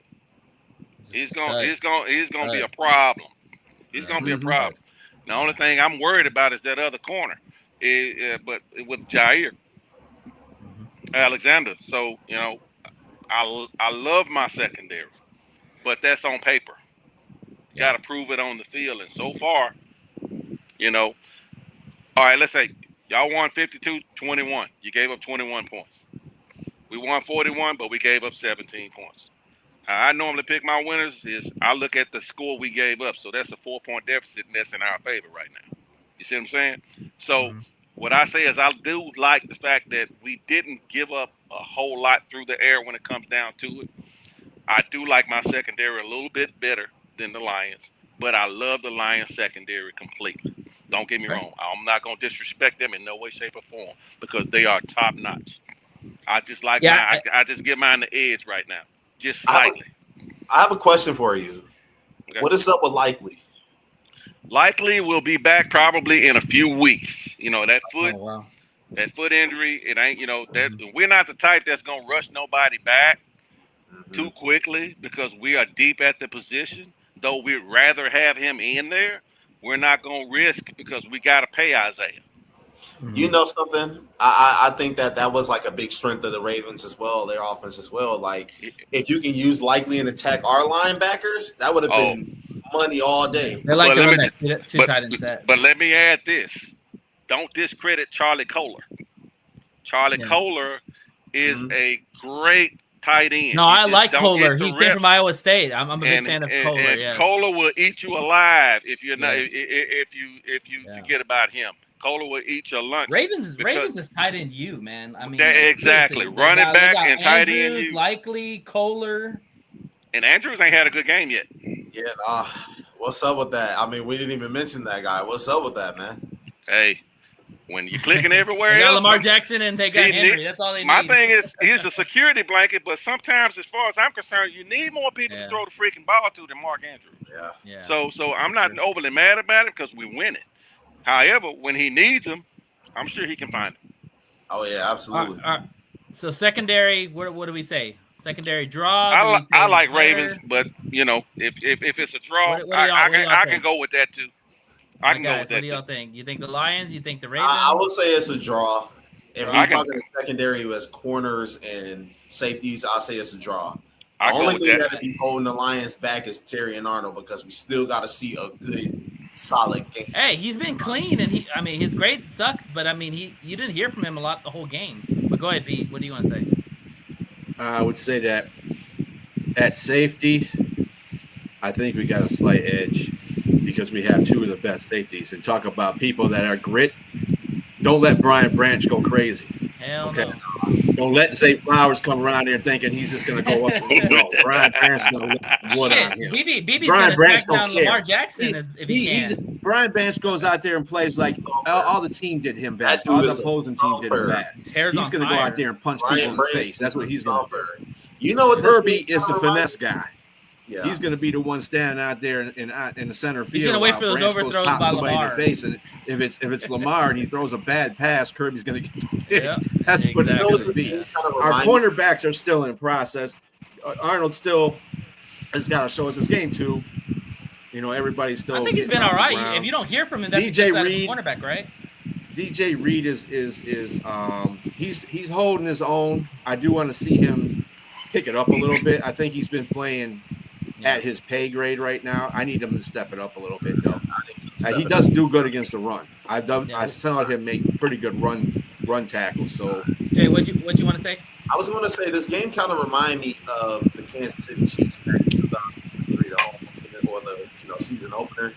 I feel like the Lions going on a roll in a prime time position going up against a Super Bowl contending team. Obviously, the Lions just have to prove on defense that they're still good. That locked up a lot of these people like Kirk Chelsea. You want to give $8 in the contract, and Maloney Barnes, so forth. I think they need to go out there and play a very physical game because this Ravens offense, they're scary. Out of every offense in the league, the Ravens scare you the most because Lamar Jackson and Derrick Henry is like peanut butter and jelly. I agree with you. Eagles. Is it possible? Is it possible possible? Because that's the only thing you have to ask when you come down to the Lions defense. Is it possible? Can you out physical Baltimore? I don't care where you play. Can you out physical Baltimore? We'll have to see. And my answer is so far. I mean, until like Brian said, you gotta prove it, and you haven't done it the last. Hell, I can go back to the last 3 times we played. No, for sure. It hasn't Probably can happened. go back farther than that. No. Years, when we come to Ford Field, which is I'm surprised over the last 3 times we played. We're not gonna talk about that game, man. That was bullshit. But you played us, and you should have won that game. I don't know how we got out of there with that win, but yeah, y'all played us. They didn't call delay a game on that play. That's kind of like a great analogy. We play in Detroit like we play in Buffalo. Horrible. Oh, yeah. That was a hell of a game. But no, we didn't play horrible this Sunday in Buffalo. We didn't play that horrible. But, we imploded in the end. So, right. Now, does that give you any concern with management at all? Like, no. Not at all. I mean, you let Baltimore come back 15, not Baltimore, but Buffalo come back 15 points, 5 minutes left. Yeah, but they turned over the ball, so they gave them momentum. It's one of those situations where I'm going to take you back to a specific play. Justice Hill dropped a pass on a swing pass. We were up 15. Matter of fact, we were up 3 scores. However, when I saw that the league office came in and overturned that call when they actually called it complete. Let the coach throw the freaking flag. I didn't know at the time that they had already implemented the fact that the league office can step in and overturn the call or this, that, and other. So I'm starting this is conspiracy crap against the Ravens. I'm starting all of that. So I'm like, but that play right there, I started to see the writing on the wall. Because, if you look at that game, Buffalo did absolutely nothing to stop us. Nothing. Yeah, that's very true. The fumble is the fumble. I'm not going to cry about that part. Should have protected the ball better when it came out of there. However, we still should have won the game. We were still up a freaking touchdown when the fumble happened. So, I just saw, matter of fact, we were still up a freaking touchdown when it happened. So, my thing was, my coaches went conservative like they always do. We got Derrick Henry in the backfield, and you tend to give it to him when every freaking body knows he's going to get the damn ball. Instead of sticking to what you did to get the lead in the first place. Yeah. Picked them apart any which way you wanted to, and Derrick Henry ran all over those boys because they didn't know which one was which as far as what was coming. So they went conservative and just actually once we gave at 4th and 3, I'm gonna live with it if we go with it, if we go for it there. Why you got Lamar Jackson and you got freaking Derrick Henry? Why not go for it? They're gonna score. They're gonna score. Exactly. Don't play to lose. I'm gonna end the game right there. I'm gonna put the ball in Lamar's hand, and I'm gonna let the chips fall where they may. Exactly. We don't have those kind of coaches. Let's go ahead and wrap up this segment, and we'll chop it up a little bit more about the game. Yes, sir. Special teams. What do you say? Special teams. I haven't seen much of Detroit, but I like our special teams. I haven't seen much of Lions special teams when it comes down to it. I'm sure they're good. Webster hadn't gotten a chance to break loose yet, but I'm comfortable with him back there in punt returning. We got. I would give probably the edge to the Lions. Because we're not doing much special teams when it comes down to it outside of, we haven't really seen much of our special teams out there on the field. Yeah, we can agree. We can agree on that. The punt team and the kickoff team. So sure.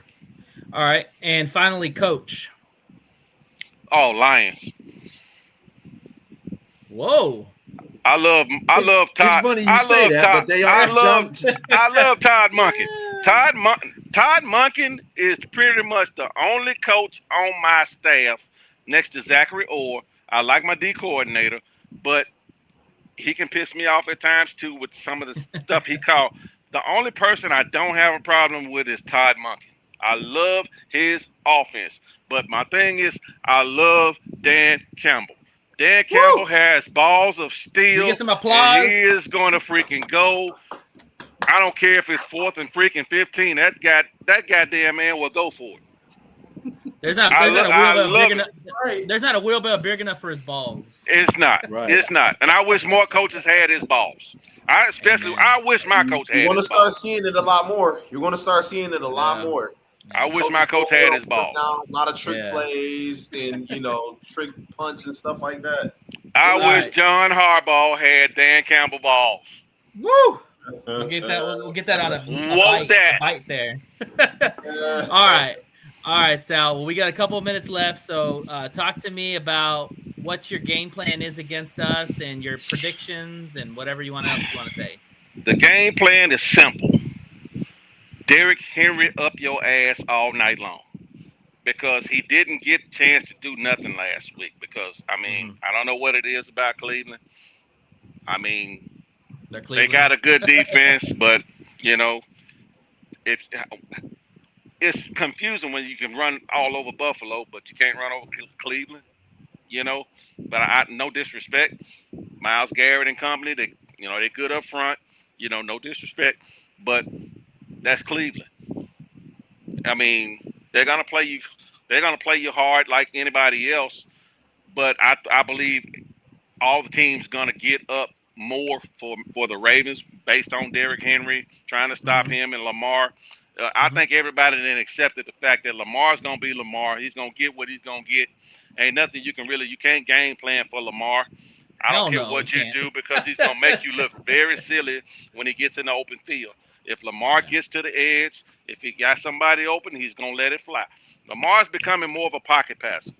Though he's going to run, he's becoming more of a great pocket passer lately, as of late. I'm loving what I'm seeing out of him. I'm loving his maturation as his career goes on. He's getting better as the years come. And the game is slow completely down for him. And I love what I see out of Lamar. I just think Derrick's gonna get about 20 carries come Monday night, and that's gonna be trouble for anybody. Though it's early, I just think that bounce back game for him, and look for the emergence of Rashad Bateman, and can always have your eye open for D-Hop. Yeah, he's gonna make a play. Game prediction, real quick. I like the Ravens by 10 points. Okay, all right. I would take 10 points. I will take 10 points over 30, losing to 30 or 40 points. So don't get me wrong. It can get ugly. It can get very ugly, as it usually does. But I would at least give you much credit to come back and play us tooth and nail with a good game. Right. And I like us getting out of there by 10 points. Sounds good. Sal, hey, by the way, awesome. Is Brandon going with you? Yeah, we're all going to me, Brandon, my wife, we and lost. Aiden. We lost. We're going to the game Monday night. We lose. I will be in the house. My first ever Monday night game. Hey, Sal, great job. Thank you for coming on. Hey man, thank you for having me. You come on next Tuesday for us, all right? Win or lose, absolutely. Come back on. And we'll talk a little more, all right? Yes, sir, man. We appreciate you, Sal. Hey, thank y'all for having me, baby. Good Go luck. Ravens, man. Go Lions. God bless y'all, man. Yes, sir. You Same too. with you, man. Take care. All right, man. Oh, outstanding, man. That's Outstanding. Liz. Killed it. All right. Yeah, Liz is back on stage here, and we're going to talk about the Texans. Liz. We're going to talk about it, or I can just go on a rant about it. No. Give us your 5-minute opening statement, and then we're just going to discuss it. So go. That'd be your rant. Yeah, it'd be a rant, I guess. Yeah. You're on the clock. Okay. Houston fans, I know we're all heated. That game was an absolute embarrassment. Absolutely. It was embarrassment. Like I'm going to say it like that. We had it, and we let it slip through our fingers like amateurs. Baker freaking Mayfield, of all people, I mean, y'all guys know about him, walks into NRG and pulls off an 80-yard drive with the game on the line, 4th and 10, and you let him scramble for 15 yards? Who does that? So for me, it's inexcusable. And the thing is like, yeah, you had Chubb ripped off the 24 25-yard touchdown. Nico Collins made big grab. Hunter looked like a monster. Anderson got home on the third, and Noel had the electric punt return. But all that meant nothing, because at the end of it, those last seconds is what counted the most. The story of the game for me last night was failure. I was really upset. Like, my face was hot because I was so mad, because it goes down to Ryan's, it goes down to defense coordinator Matt, it goes to offensive coordinator Nick, it goes to special teams coordinator Frank. It's all of them going all ham, but for what? They didn't do what they were supposed to do as coaches to the team. So that's why we lost. I mean, I'm just sick of it. I'm sick of, first of all, I'm always going to be a Houston fan. That's my team. I'm a ride or die. Go Toros. But the thing is, I'm just so sick of it. You had a blocked punt recovery. 0 points. You get inside the 10, come up empty.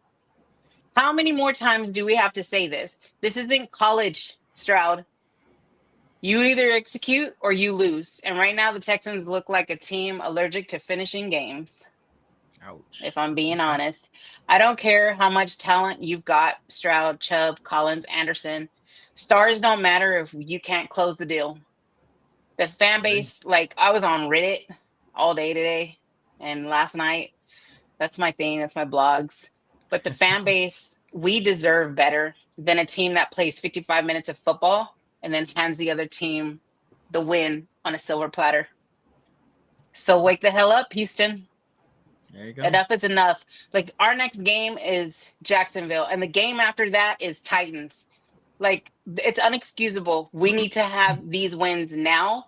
I get it. It's only week 2, but forget the BS already, Stroud. Like, and then he goes on this interview to where he says, oh, we missed too many opportunities and lost badly. Duh. You did lose badly, but blame you and blame your coaches. Yeah. And blame you for not trusting your line and not hyping your team up. I didn't see no hype at the where they were. Like, I didn't see no hype. Like, they were just sitting there chilling. Like, they were sitting in California chilling. Like, enough with the chilling. Let's go. Like, start as a leader, as a QB. It is your job to hype up your team. Oh, thank you. Yeah, because I'm mad. But the thing She's is, mad as the red on the shirt. Yeah, I'm just like, it's ridiculous because as a leader, you're called to lead. You're called to hype up your team, be on their butts, and get the game. Go get the win. Like, you're 0-2, bro. Wake up. All right. That's my rant. There you go. All right, I like it. Yeah, can I ask you a question real quick, Liz? My bad. Yeah, what's up, Jay? I just want to know, like, how do you feel about them? The Houston Texans took a fourth quarter lead, like, late in the game too, and I mean they gave up. It was like, what the hell was going on? What do you think about that? Exactly. They gave up. We were at home. At home. We were in our stadium. Yes. Where the fans go crazy. Houston is crazy for their team. We are ride or die in Houston. Well, I'm not in Houston, but like, if I was, I'm in Kyle, so like, I'm still ride or die. But the thing is, the moral, like, I'm just so mad. I'm trying not to cuss. No, but the shit needs to get better. I'm tired of the almost crap. Like, oh, we almost win, guys. We're in the locker room. We almost had them. You didn't have shit. Let me dial back you a little, Liz. Like, the reality is, y'all faced a good Bucks team. Okay, this is the same Bucks team that beat our ass last year in our house. They beat the Eagles last year. You know, like, this is not a shit team. And the thing is that I think it comes down to just simplifying the defense, like blitzing Baker Mayfield. We all know Baker Mayfield can slip out of any kind of blitz. Like, he did that with us against the Lions.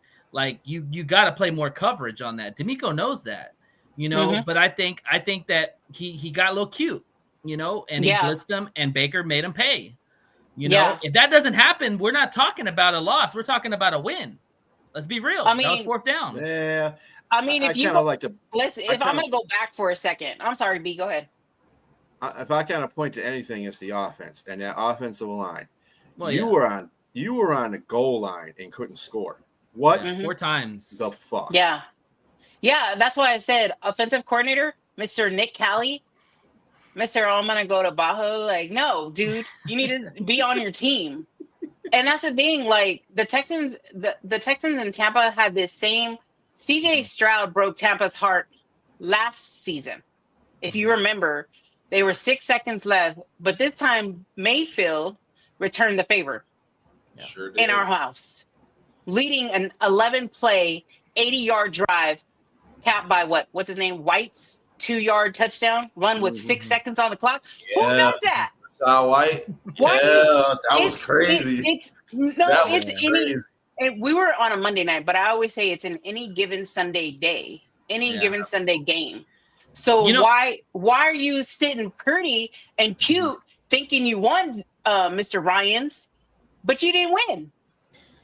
Every second counts when you're playing against Baker. And you know what this tells me when it comes to the offensive side, they really miss Mixon. Because Mixon is the guy that makes the engine run on the offensive side. He's a dog. You hand the ball off, he gets you 5 or 6 yards. He'll get you those tough goal line carries, which was huge. Doing a good job. Yeah, but he was terrible at the goal line. He gave him that lead in the fourth quarter. Made it 14-19. But we know Mixon's a lot better than Chubb. Like, we know way better. What happened to him on a goal line, though? And see, I'm not even going to blame Chubbs for that. I'm still saying the offensive line is the biggest problem. Yeah. You should have had a 10-point lead at the most at that time. Did CJ Stroud get hit yesterday, man? Yeah, I know. They're going to kill that young man. Look at Joe Burrow. Learn from Joe Burrow. Seriously, Joe Burrow's getting killed out there. Not even two off-season moves, man. You can't get rid of your good offensive lineman and think it's going to be okay. What the fuck, man? All right, yeah. But my question, I'm mad for you, Liz. Go ahead, Jay. Go ahead, Jay. Really quick, Liz. Does it concern you all that DeMeco Ryans may not be overseeing the offense as much as he should? And overseeing everything. He has to oversee everything. But he's not even including anything in any of. He's not having meetings with these defensive coordinators for sure. He's not having meetings with these offensive coordinators for sure. Special teams where, safeties where. This is a new. They were all trash. If I'm right, this is a new offensive coordinator. Y'all lost your offensive coordinator last year. This is a new guy, right? I believe so. So let's piggyback on the new. Where was that new guy for the Texans? Where Stingley, Sternling? What's his name? I don't even know his name because he's been trash as well. You're paying them big money to do what? Because he didn't do anything last night. Yeah. Let's do this, Liz. Let's about his offensive coordinator. Who the hell is our offensive coordinator? At least y'all are being real with yourselves. But let's do this. Let's turn the page to the Jags. We're all real. Okay. Let's talk about the Jags. What do y'all have to do to beat the Jags on the road?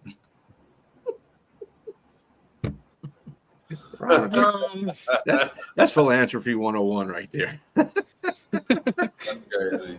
Go ahead, Liz. Go ahead. That's crazy. I mean, Jacksonville starts fast. Mm-hmm. That Texans must watch their intensity from the opening whistle.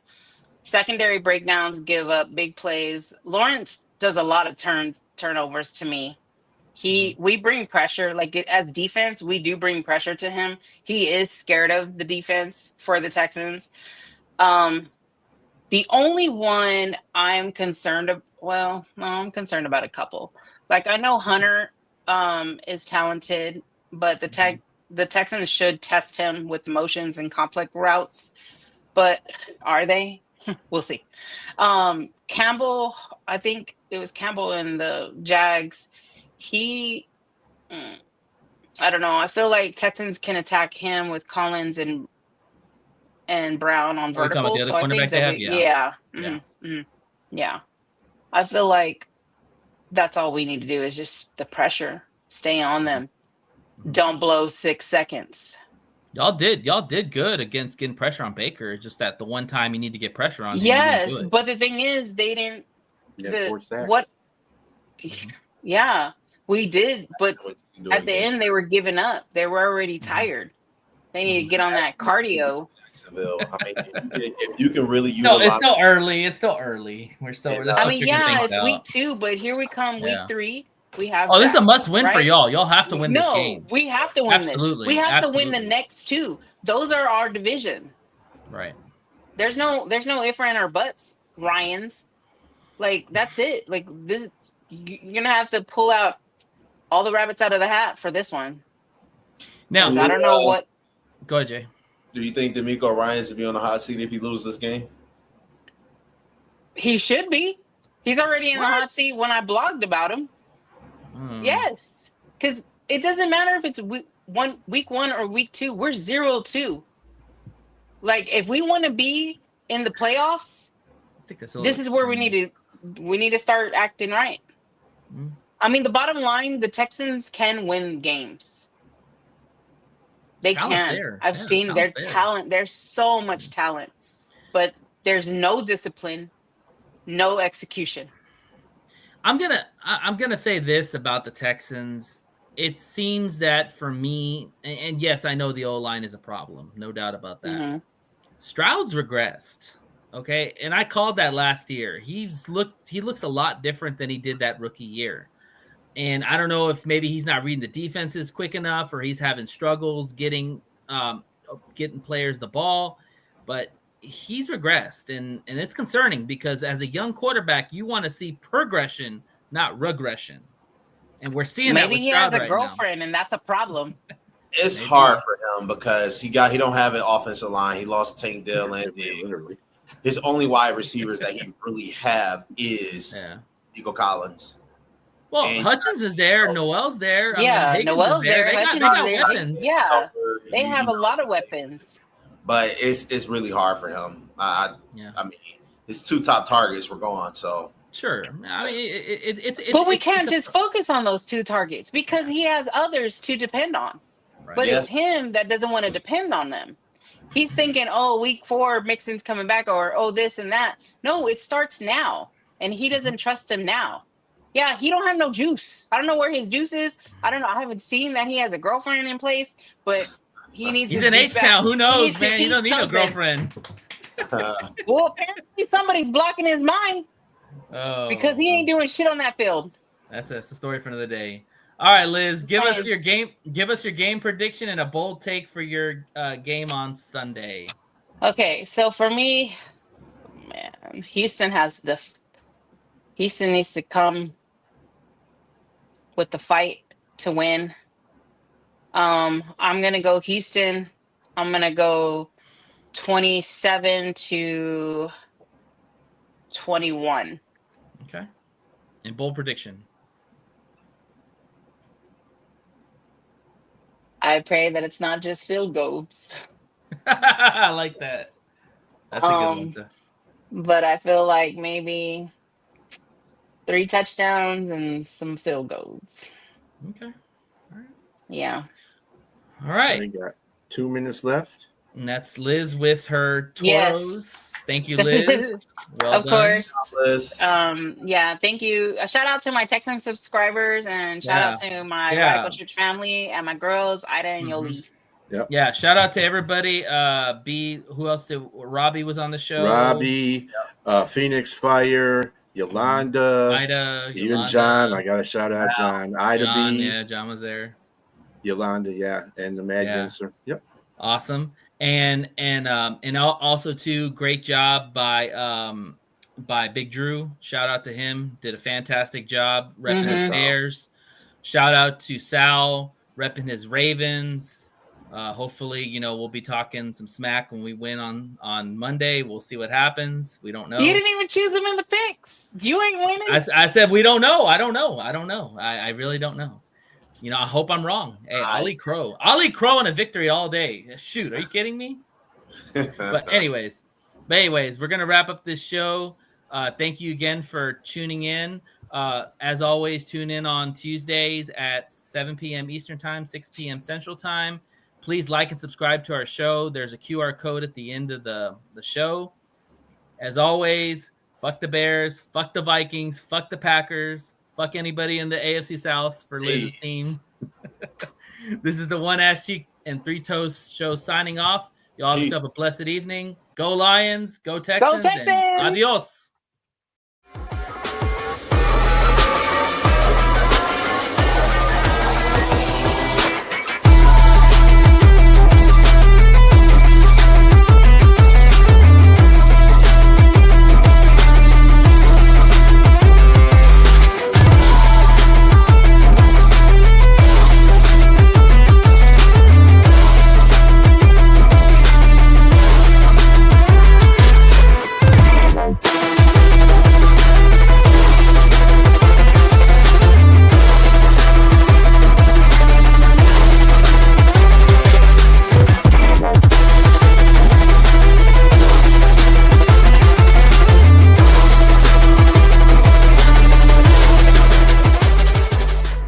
Remember, Dre's Daiquiri Shop at Cotton Gin, 441 Railroad Street in Maxwell, Texas, 78656.